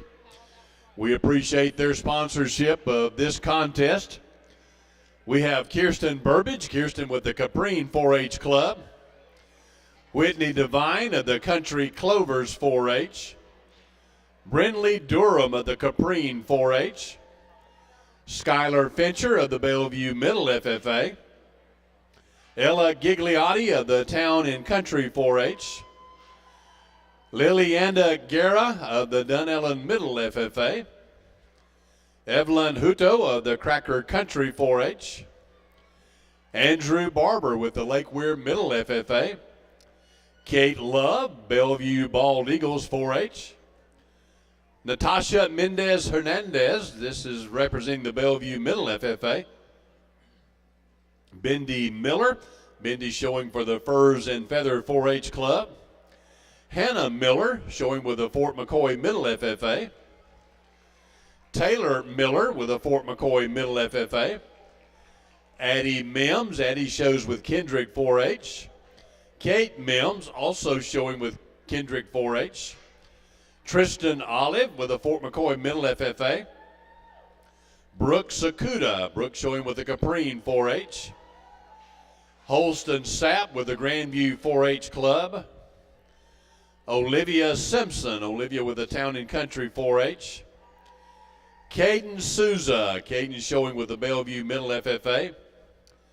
Grace Trayford, Grace showing with the Ocklawaha Little Bits.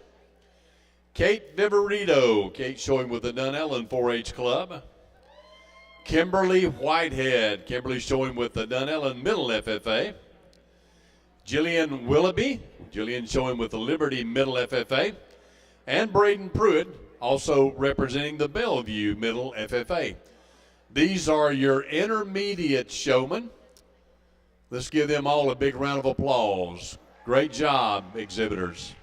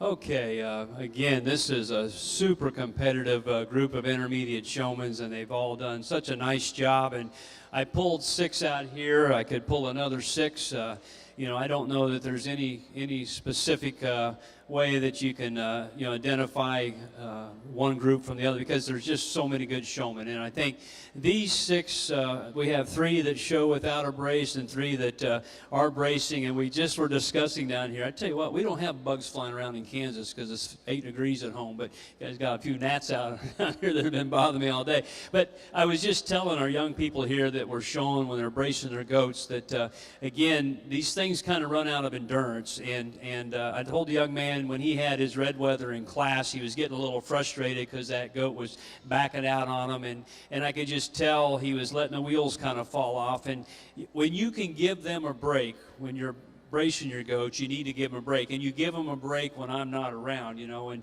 I talked to a young lady about that. She gets a really good hard push out of that goat, but it's gotten to the point where he was just starting to run out of gas down here, and he backs out at the wrong time when I was looking at him. So just kind of remember that, and I know it's really hard. We sometimes get so focused on trying to get them put together and get them braced that if you can give them a chance to relax, it sure helps. The 3 young ladies up here show on the collar, and none of them brace them. And again, it can be a longer lasting experience in showmanship, and that's good when you're out here doing it like this. Now, I would say, even with the collar, and I think we've done a better job here with this doe in second, we've had a time where you can let that doe kind of sulk and let her head get down. We can still use the collar and get her just a little more attentive out here, a little more alert.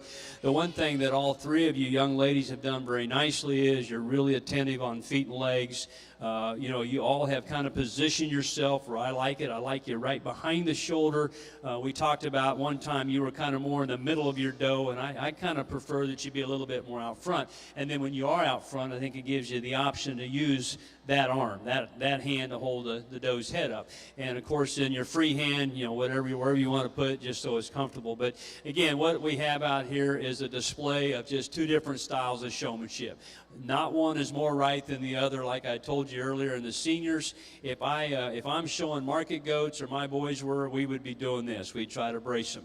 If we were on the breeding side, we'd be doing this. We wouldn't necessarily brace them until the judge come in to handle them, and then we probably would try to get a bit of a brace. But I don't know that, again, I think it's one way is more important today in showmanship. I think what's important is the working relationship with your animal, the feet and legs, the head up, and I think for the most part, when the animals respond, unlike the ones that you were bracing out here, they certainly had done a very good job, all of them. So that being said, let's give them all a nice hand. It's been a very fun day, and this group of showmen in particular, throughout the day, and both in our sheep and our goats, I think you had so many good ones, and they work hard. They're kind of that energetic mode of their life right now, and it's been fun to kind of watch them. And I think what I would just say for you 3 that worked out here bracing, again, I appreciate that. Just remember, just be sure to give them a little bit of a break, and I think especially on goats, it can sure make a difference. Young lady here with this big doe, you've had a very nice day. Let's give her another hand for winning our showmanship competition. Congratulations to you. You betcha. Good job. This young lady will be our reserve. Congratulations to you, 3rd overall. Congratulations, and good luck to all of you.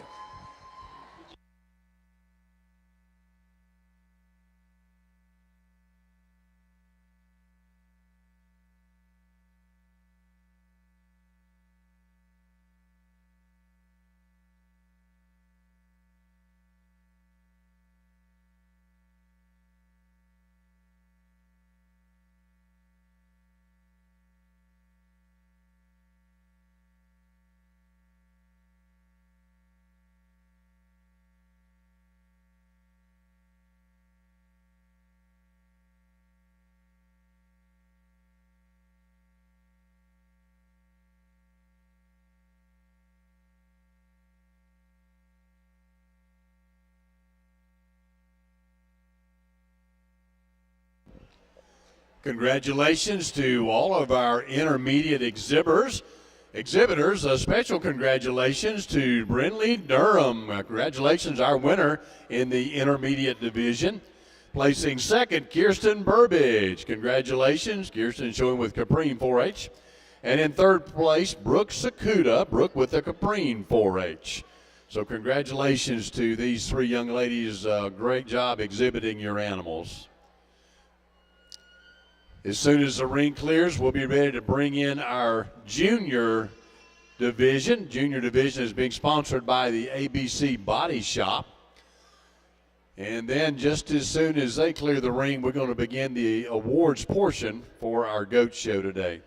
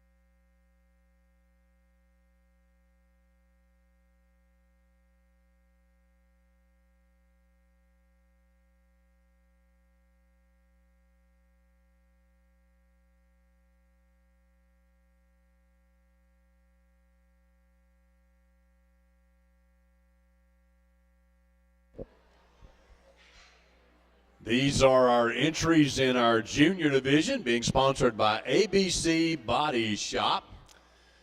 We have entry number 38. This is Cooper Alt. Cooper showing with Two Rivers 4-H. Entry 56, Gracie Alt, also showing with Two Rivers 4-H. Number 53, Easton Davis with the Country Clovers 4-H. Number 116, Evelyn Durham of the Caprine 4-H Club. Number 133, Maylee Farmer, Town and Country 4-H. Number 57, Isaac Hutto. Isaac showing with the Cracker Country 4-H. Number 24, Brindley Jelks. Brindley with the Stars and Stripes 4-H. Number 92, Ramsey Jelks, showing with Stars and Stripes 4-H. Number 96, Josie Law. Josie with the Fort McCoy 4-League 4-H Club. Number 12, Asher Lewis. Asher showing with Grandview 4-H. Number 78, Sam Love. Sam showing with the Bellevue Bald Eagles. Number 7, Blake Morales of the Country Clovers 4-H. Number 95, Ethan Murdoch. Ethan with the Spar Stallions 4-H.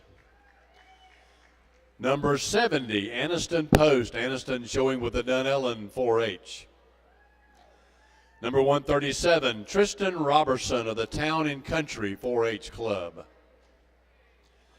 Number 2, this is Madison Mole. Madison showing with the Spar Stallions. Number 40, Faith Taylor of the Lucky Learners 4-H. Number 126, Kaylin Tyson of the Town and Country 4-H. Number 50, Aubrey Welch of the Gator Tracks 4-H Club. And number 135, Riley West Stapleton with the Spar Stallions. Let's have a big round of applause for all of these junior showmen. Great job to you all.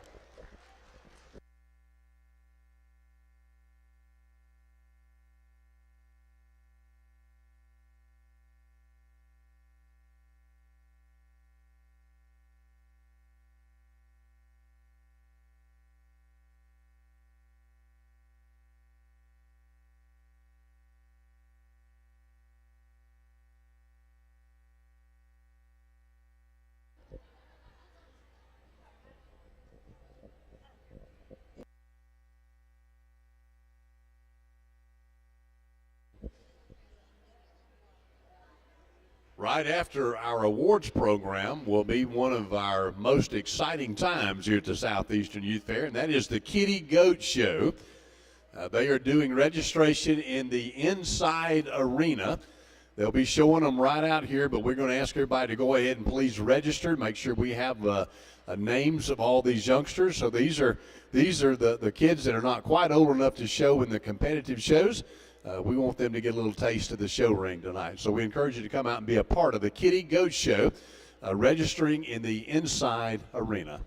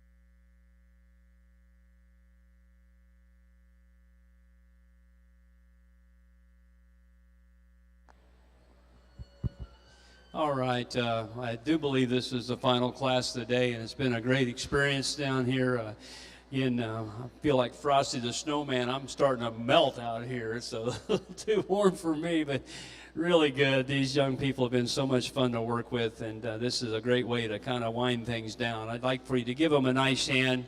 We got them all out here. They deserve it. They're happy to be out here, and that's the other thing, too, you like. And I've seen a lot of that down here. A lot of kids that you can just sense they enjoy this. And it's not the kids that win. It's the kids that have been, somewhere down the pack. And it's not all about winning. It's all about the experience. And I think that's what 4-H FFA is always supposed to be about. And unfortunately, we don't always keep that as the number one factor. I've sorted out 4 show people, and I probably shouldn't do that because one of them is going to end up getting the short end of the stick when it's out here. But I thought these 4 did such a very nice job. And again, in class and out here in this final go-round, I was going to tell these first 2 young people, the young lady and the young man here that have these big does, and it reminded me of my boys when we were showing livestock, and sometimes they just have to get them perfect, and when you start messing with the legs too much and they get to dancing around on you, and I finally convinced my boys that if you're close, it's good enough, because I think what happens sometimes, I think young men, that's been a little bit with this doe here, at times she's just getting tired of you messing with her feet, and she's like, by golly, I'm good enough, and you're trying to move it a half an inch. So the other thing too I would tell you, and again, irregardless, when we show livestock where we can control them by a halter, collar, whatever, and so cattle, sheep, goats, whatever it might be, we can walk them into the positioning and really don't have to use our hands to move the legs, okay? And you might have to move one, and I would encourage you to do that. I think that's one thing where livestock look better when we can just naturally walk them into the position that they're most comfortable with, and then they're going to stay there longer too. So keep that in mind. But I think, I hate to do this, but I do it in showmanship when we have it after the show. I think back about, each of you in class and what you did. And I know the young lady out here with the dairy doe out here, again, it's maybe a little bit of a disadvantage because you showed in the dairy show and we didn't have as many as we do on the meat goats. But I do remember the first time you came in, you have that look of confidence about you, and I like that, okay? You're a very solid showman. You don't get in a big hurry. The one thing that I always remembered about every goat that you showed today, so good about keeping its head up, where you position yourself, and again, you always kind of have them things set up, and you do it in a very timely manner, and I think that's pretty important. But I just think throughout the day, I would not say that you really faltered anywhere in showing your goats, and that to me is something that I always have to keep in mind as we do showmanship towards the end. It's not just about this one time you're out here, but the several times you're out here, and I think you've done a very solid job. And with that, let's give her a nice hand. She's going to be our champion out here in our junior showman. So if you want to pull her out here, dear, congratulations to you, and again, just an excellent job. Young lady here with the red belted weather, I think you're much better on the collar. I know in class you wanted to try to brace them, and even out here, and you're probably a little bit better in front of a sheep than you are a goat right now, and I think it'll come. But I think once we kind of just put you back on the collar here and getting them shown, the other thing that I've liked is your effort throughout the day. You've shown a lot of different livestock to me, and you've got really good ring appearance out here. You've got good eye contact with me, and you have what I would call just a very competitive attitude, and I like that. I know it doesn't seem like you're all about winning, but I can tell when you come through the gate, you also don't want to be last, and I like that. That's a good thing to have in life, and I think you've done a very solid job throughout the day. I think it's been a lot better since we kind of got you out of the brace mode and just put you on the collar mode. Let's pull him in here. You're going to be our reserve champion in our show here in the Goat Show as well, so congratulations to you. Let's go ahead and pull him on up here, babe. And then it comes down to these 2 right here, and again, you were the 2 that I'd say were just a little bit more nitpicky on the feet and kind of work them a little bit too much. I think what it kind of boiled down to, and young lady, I like it a lot when you get this goat on the move out here. You do a very good job. When we get her stopped, sometimes they don't have quite as good a control of her head, like she's wanting to kind of curl around on you. And I think once again, we get at times where we can really make her look alert, and just getting her head up a little bit. You bet you when you get her stopped like that, I think is really good. The young man, I thought early on you was doing really good. I think your doe's just getting a little tired on you, wanting to dance on you just a little bit more. But again, a very good job and always keeping her her head up. Both of you, I think, are very similar in your style. You're relaxed showmen. You don't get in a big hurry, and I think that's really good. So I'd like to say it's a bit of a coin toss, but the longer that we were out here, I just thought the young lady was just having a bit more strength as she continued to show that doe there. So let's give our young lady out here a nice hand. She's going to wind up third, but it's a close third because the young man was right there on your heels. So good job to all of you. Congratulations. Again, one more really nice hand for these juniors. What a good group to work with. Good job, gang. Congratulations. Good job, ladies. Good job. Congratulations to all of our junior exhibitors out here in the showmanship contest. Winning today, showing for Gator Tracks 4-H. This is Aubrey Welch. Congratulations to you, Aubrey. In second place, this is Brindley Jelk showing for the Stars and Stripes 4-H Club. And in third place today, we have Evelyn Durham, Evelyn with the Caprine 4-H Club. So congratulations to these three and all of our other exhibitors as well. Great job today. Congratulations. Give them a big round of applause, would you? We also, once again, want to thank Dr. Scott Shockey. Thank you so much, sir, for coming today and serving as our judge. We really appreciate you. You've done a great job, and thank you for hanging in here in this warm Florida weather here. Let's give a big round of applause to our judge, Dr. Scott Shockey. Thank you, sir. We're going to give these exhibitors just a moment to go back and get their animals settled back in their pen. And then we're going to begin the awards portion of the ceremony. So we ask you to hustle up so that we can be ready to go on time for our Kiddie Goat show as well, which is scheduled to start at 5:30. In the lost and found department, we have found a key. It is a car key, we believe. It was found inside the arena there where the picture, the photo booth is there in that hay. There is no distinguishing marks on the key, so if you're here late tonight and you can't get home, this may be yours.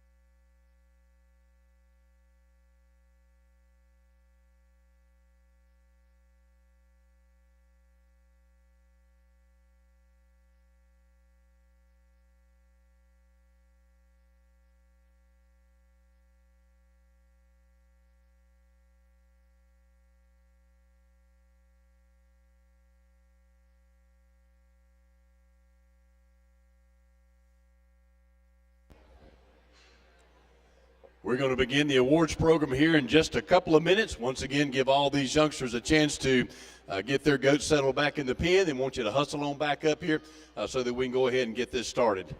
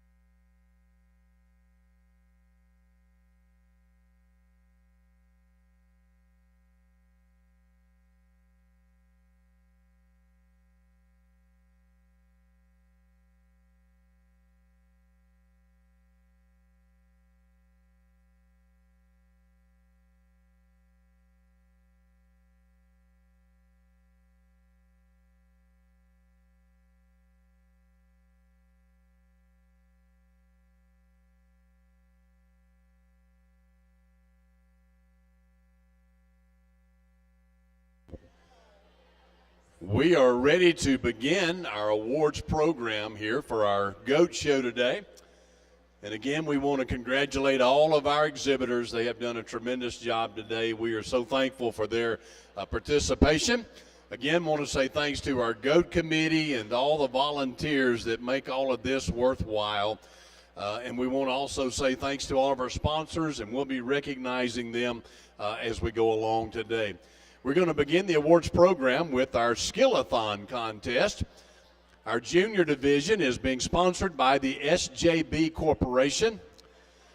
And in third place in the junior division, Sam Love of the Bellevue Bald Eagles.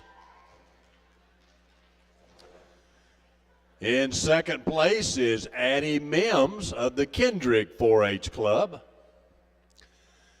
And in first place, Aubrey Welch of the Gator Tracks 4-H. So congratulations to these three individuals in the junior Skill-a-thon. Sam, Addie, and Aubrey, we need you to come on inside here for pictures and to receive your awards. And again, we say thanks to the SJB Corporation for sponsoring this division.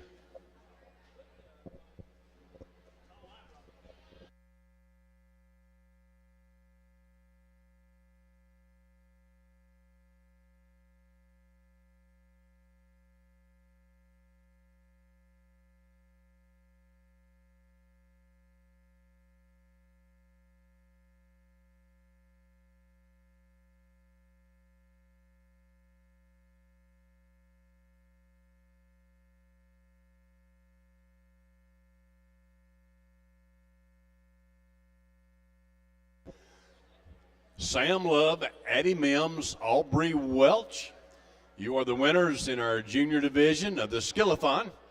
We'd love for y'all to come on up here and get a picture.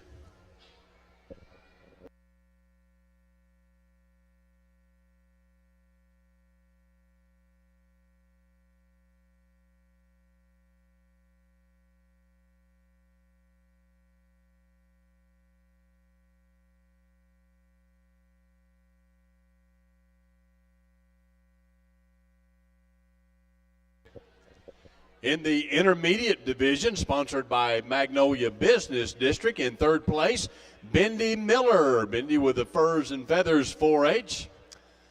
Second place is Evelyn Hutto of the Cracker Country. And in first place in the intermediate division, Olivia Simpson, also of the Town and Country 4-H. So congratulations to these intermediate winners, Bendy, Evelyn, and Olivia.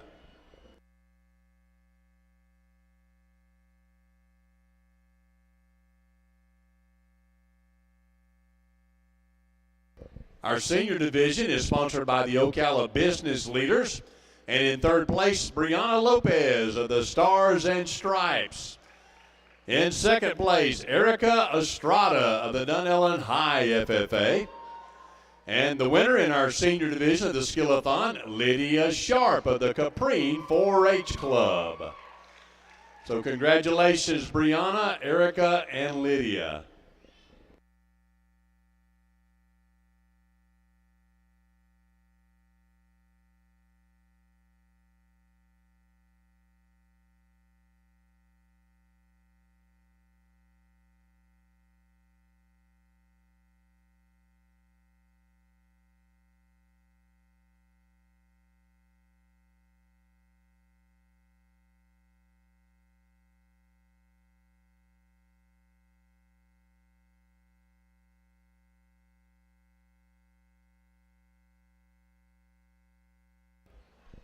Our next division is the Dairy Record Book, and the junior division is being sponsored by SJB Corporation. And in third place, Aniston Post of the Dunellen 4-H. Second place, Blake Morales of the Country Clover 4-H Club. And our winner in the junior division, Kaylin Tyson of Town and Country 4-H. So Aniston, Blake, Kaylin, congratulations to you all.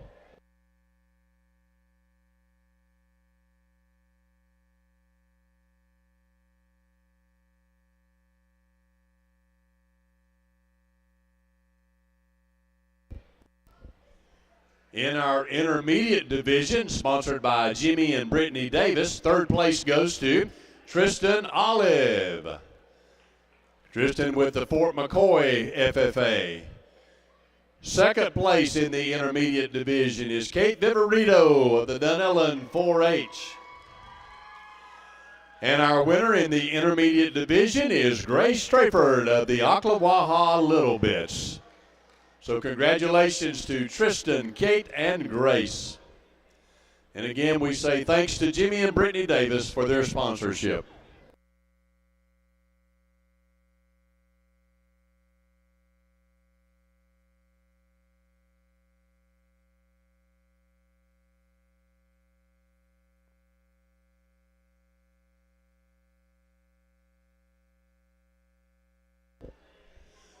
Our senior division is sponsored by Sfinga Brothers. And in third place, Frida Alman of the Forest FFA chapter. In second place, Gracelyn Wicker of the Happy Homeschoolers 4-H. And our winner in the senior division, Brianna Lopez of the Stars and Stripes 4-H. So congratulations to Frida, Gracelyn, and Brianna.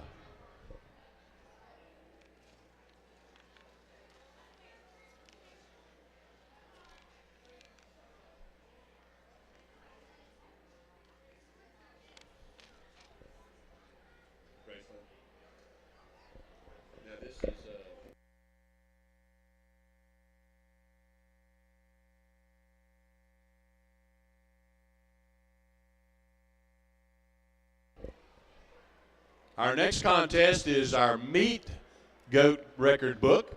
And our junior division is being sponsored once again by the SJB Corporation. And in third place from the Country Clovers, Easton Davis. In second place from the Two Rivers 4-H, Cooper Alt.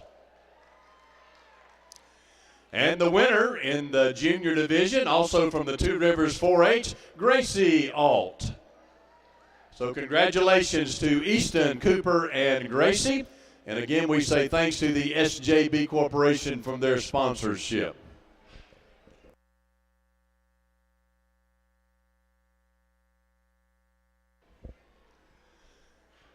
The intermediate division, sponsored by Jimmy and Brittany Davis. In third place, Hannah Miller of the Fort McCoy FFA. In second place, Brooke Sakuda of the Caprine 4-H. And our winner in the intermediate division, Brindley Durham of the Caprine 4-H Club. So Hannah, Brooke, Brindley, congratulations to you three.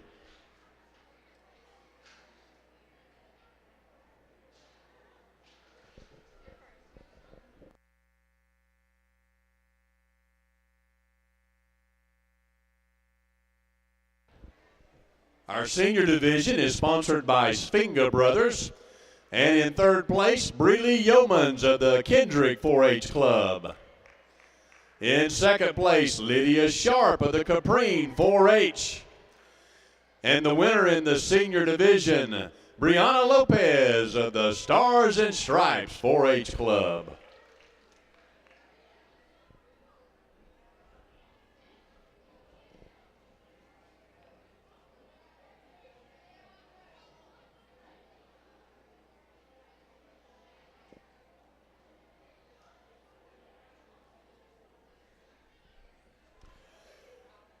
Our next awards are for the record book for the Market Goat Shows.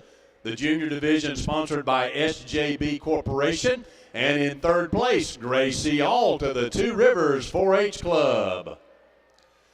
In second place, Josie Law of the Fort McCoy 4-Leaf Clover 4-H.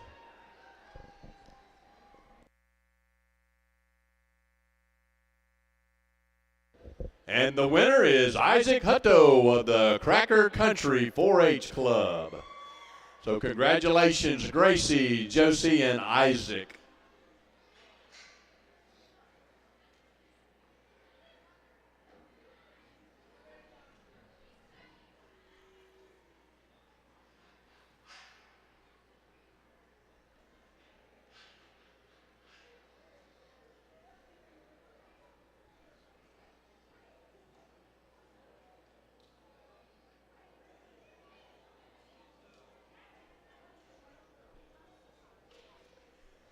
Our intermediate division is sponsored by Jimmy and Brittany Davis. And in third place, Evelyn Hutto of the Cracker Country 4-H. In second place, Olivia Simpson of the Town and Country 4-H. And the winner in the intermediate division, Braden Pruitt of the Bellevue Middle FFA chapter.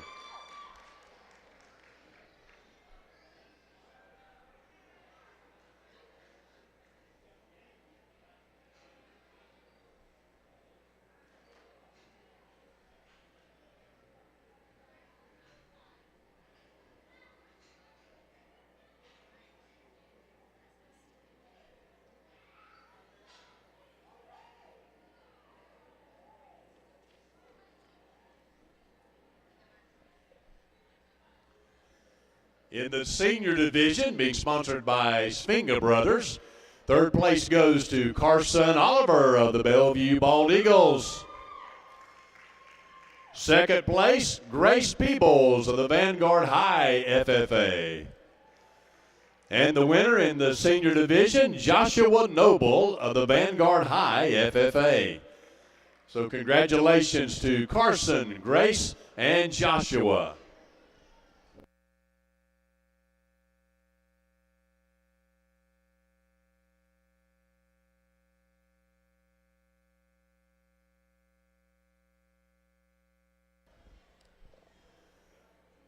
The next award that we would like to present is the Lamb and the Goat Herdsman Award. This is to that individual who has best kept the stall clean and represented their project.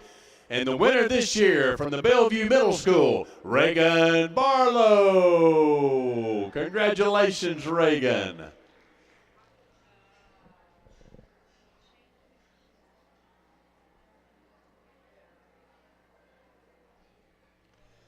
And the last award that we would like to present is our Market Goat Premier Exhibitor.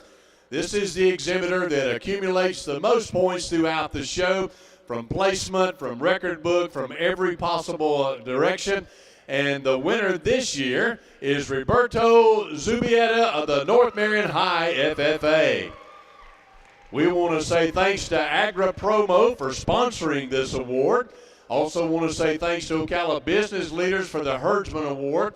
And again, congratulations to all of our lamb and goat exhibitors today. We've had a tremendous show. Give us just a few moments and we'll get our line up and begin the 2023 Kiddie Goat Show.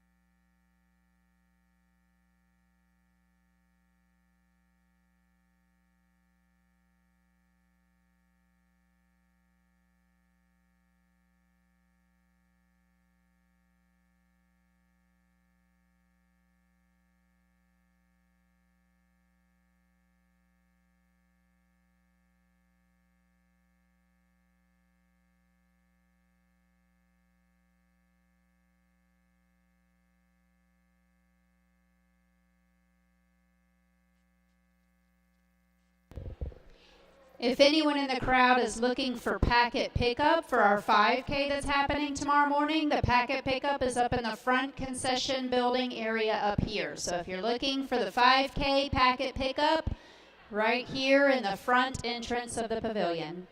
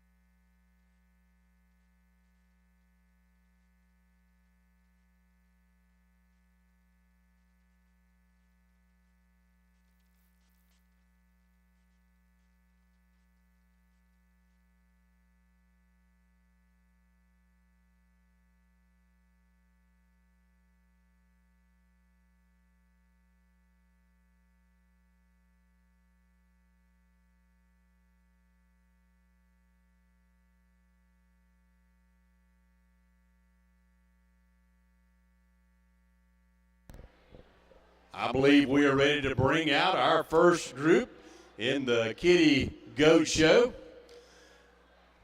What you will see coming out here, these are exhibitors who have shown throughout the day, and they are allowing their goat to be used by some of these other youngsters and having their first taste of coming into the ring here at the Southeastern Youth Fair. How about exhibitor 264? This is Bryce Concrite. Bryce, good job, buddy. Exhibitor 265, Kane Concrite. Kane, good job, buddy. Number 276, this is Averell Daniels. You're doing well. Number 266, Emma Denton. Good job, Emma. Number 259, Kaysen Hensley. Get him, Kaysen. Number 262, this is Cole Hensley. You're doing great, Cole. Number 7, Holly Clooney. Number 272, actually, Holly Clooney.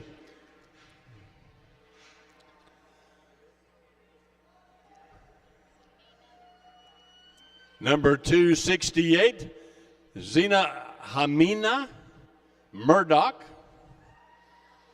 I probably didn't get that correct. I apologize. Number 263, this is Evan Padilla. Number 267, Elliot Westgate. Number 278, we've got Devontae Young. Number 279, Zamira Young. Number 384, this is Chloe O'Cole. Number 284, Raylan Bonnell. Number 282, Weston Lewis. And number 277, Desmond Young. Let's give a big round of applause for all of these youngsters out here showing and exhibiting for the first time in the Southeastern Youth Fair Kiddie Goat Show.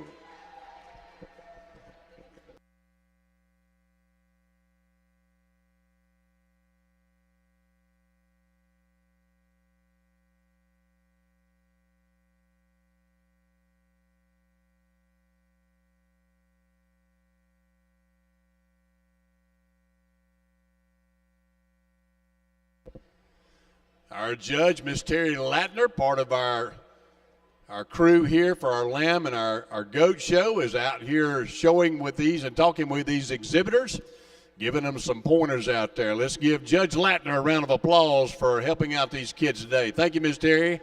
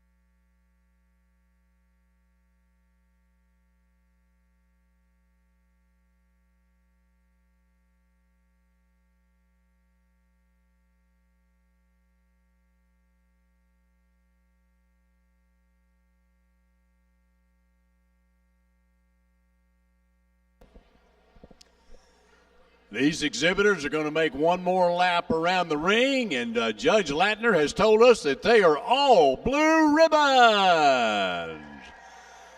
Congratulations to you all. Well done. This is the first heat in here. They'll take this one lap here, and then we'll bring in our second class of our Kiddie Goat show as well. Give all these youngsters a round of encouragement right here. They have all done a great job. We look forward to the days when they're in here showing their own animals here. Great job, guys. Great job.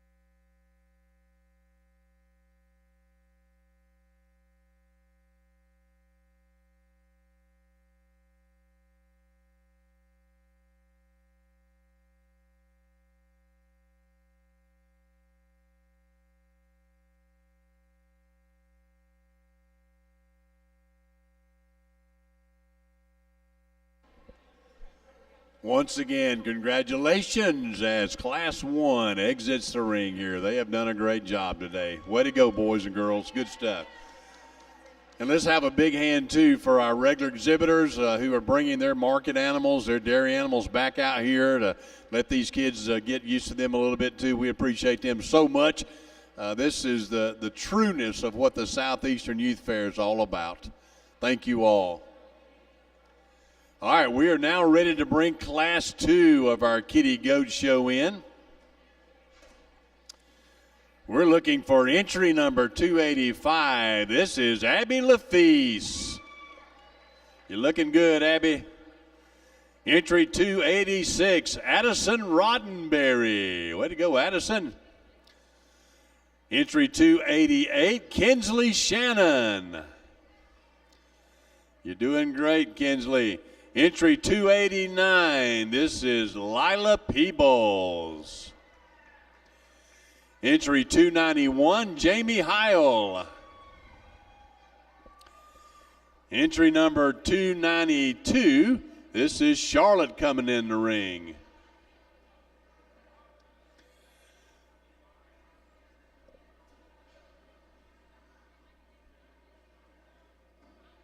Number 294, Morgan Smith. Number 298, Lily Roan. Number 305, Caden Upton. Number 308, this is Aiden Williams. Number 314, Ryan Daniels. Number 312, Elena Mata. Number 313, Abigail Strahan. Number 315, Jada Graham.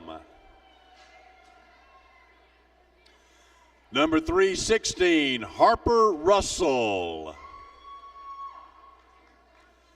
Number 318, Wiley Boop. Number 326, Marcella Hunter. Number 327, Selena Antone. Number 392, Will Love. And number 378, Matthew Morales. Let's have a big hand here for Class 2 of our Kiddie Goat show.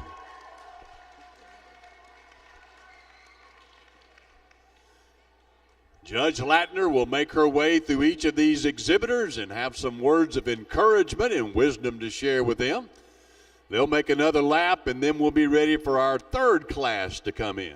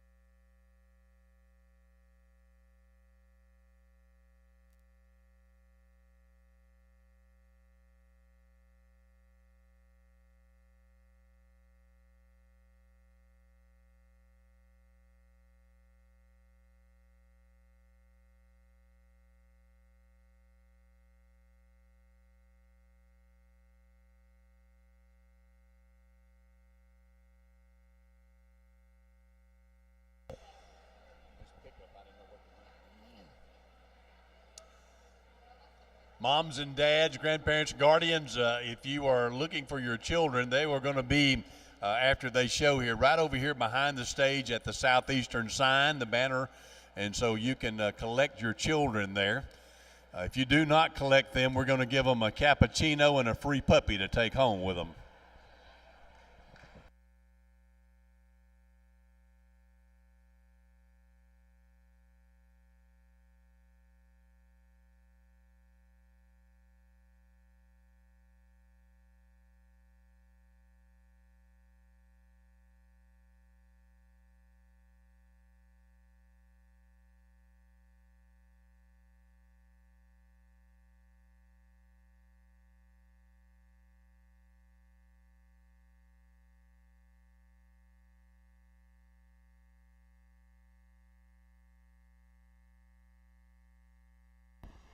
Once again, want to remind everyone that the auction will start in the morning at 9 a.m. We will be auctioning the goats and the lambs simultaneously through all that, these market animals.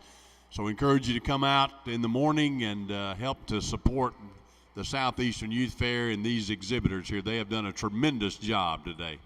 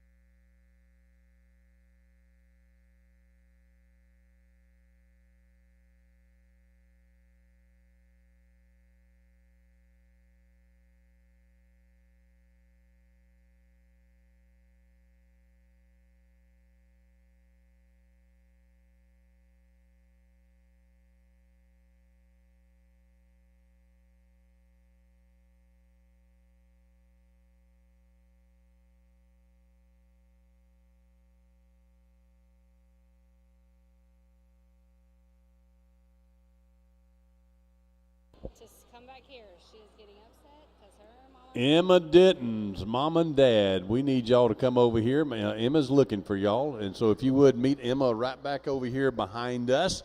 I know that she would love to be able to see you. She's had a good day, and she's ready to see some mama.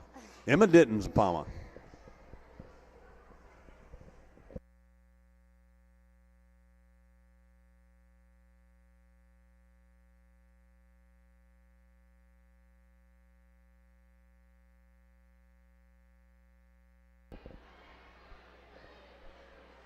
Judge Latner's had an opportunity to evaluate each of the exhibitors, and once again, all blue ribbons. Let's give them a round of applause. Congratulations to you. They're going to make a lap and then exit the arena, and then we'll bring in our third and final class here of the Kiddie Goat Show. Another big round of applause for all these exhibitors, those who are providing the animals, and our Watch Me Grow individuals as well.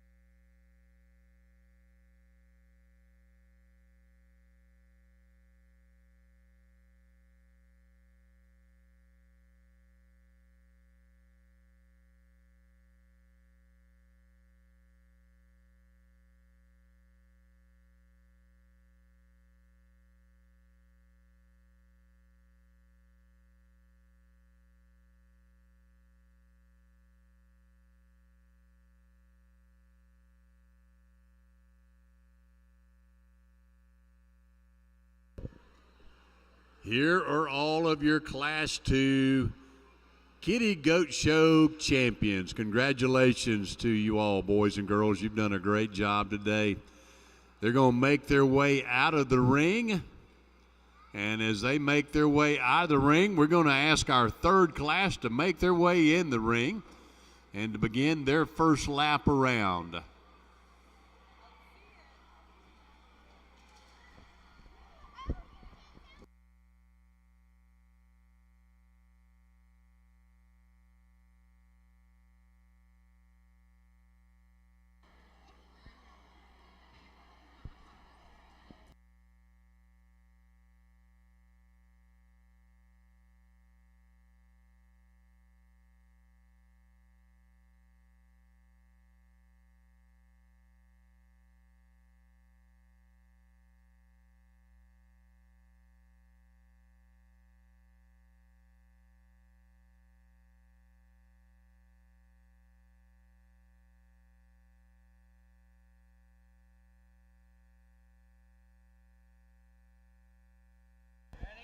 All right, we're looking for entry number 328, Alyssa Skinner. Come on in, Alyssa.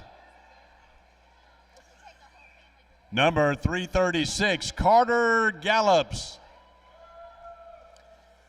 Number 338, Tucker Trafford.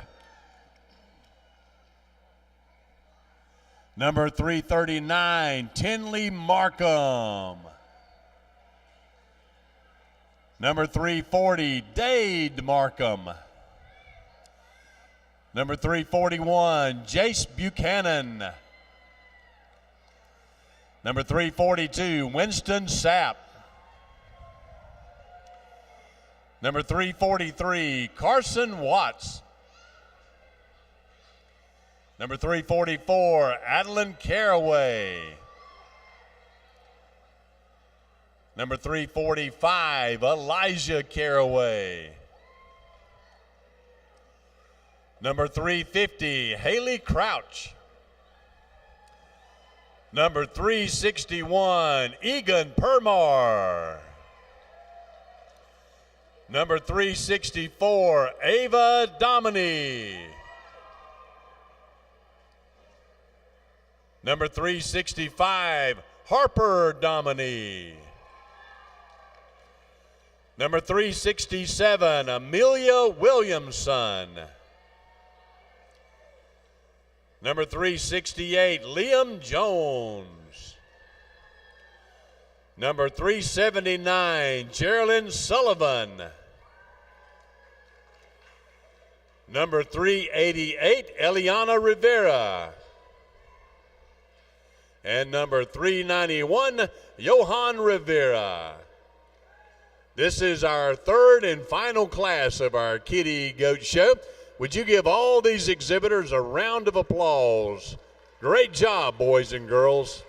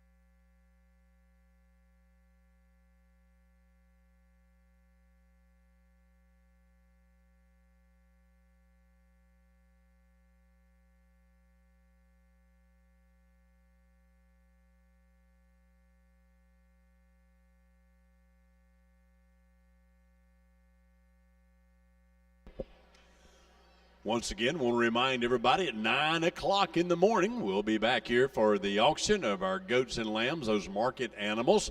Encourage all of you to come back and just be a time of good stuff for all these kids here and support them well. Again, we appreciate all the exhibitors that are out here tonight. Judge Latner has had a chance to talk with each one of them, and once again, all of them blue ribbons. So congratulations to you all. They once again are going to take this last victory lap through the ring and then make their exit. We're going to ask all our parents, if you would, come over here right behind us at the Southeastern Youth Fair sign. That's where you can get mammied up with your kids, and we appreciate you allowing them to be a part of this. I want to say a special thanks to our lamb and also our goat committees. They've done a great job today. Let's give them all a wonderful round of applause here at the Southeastern Youth Fair. Pray that all of you have safe travels home. We'll look forward to seeing you throughout the week. Have a great night.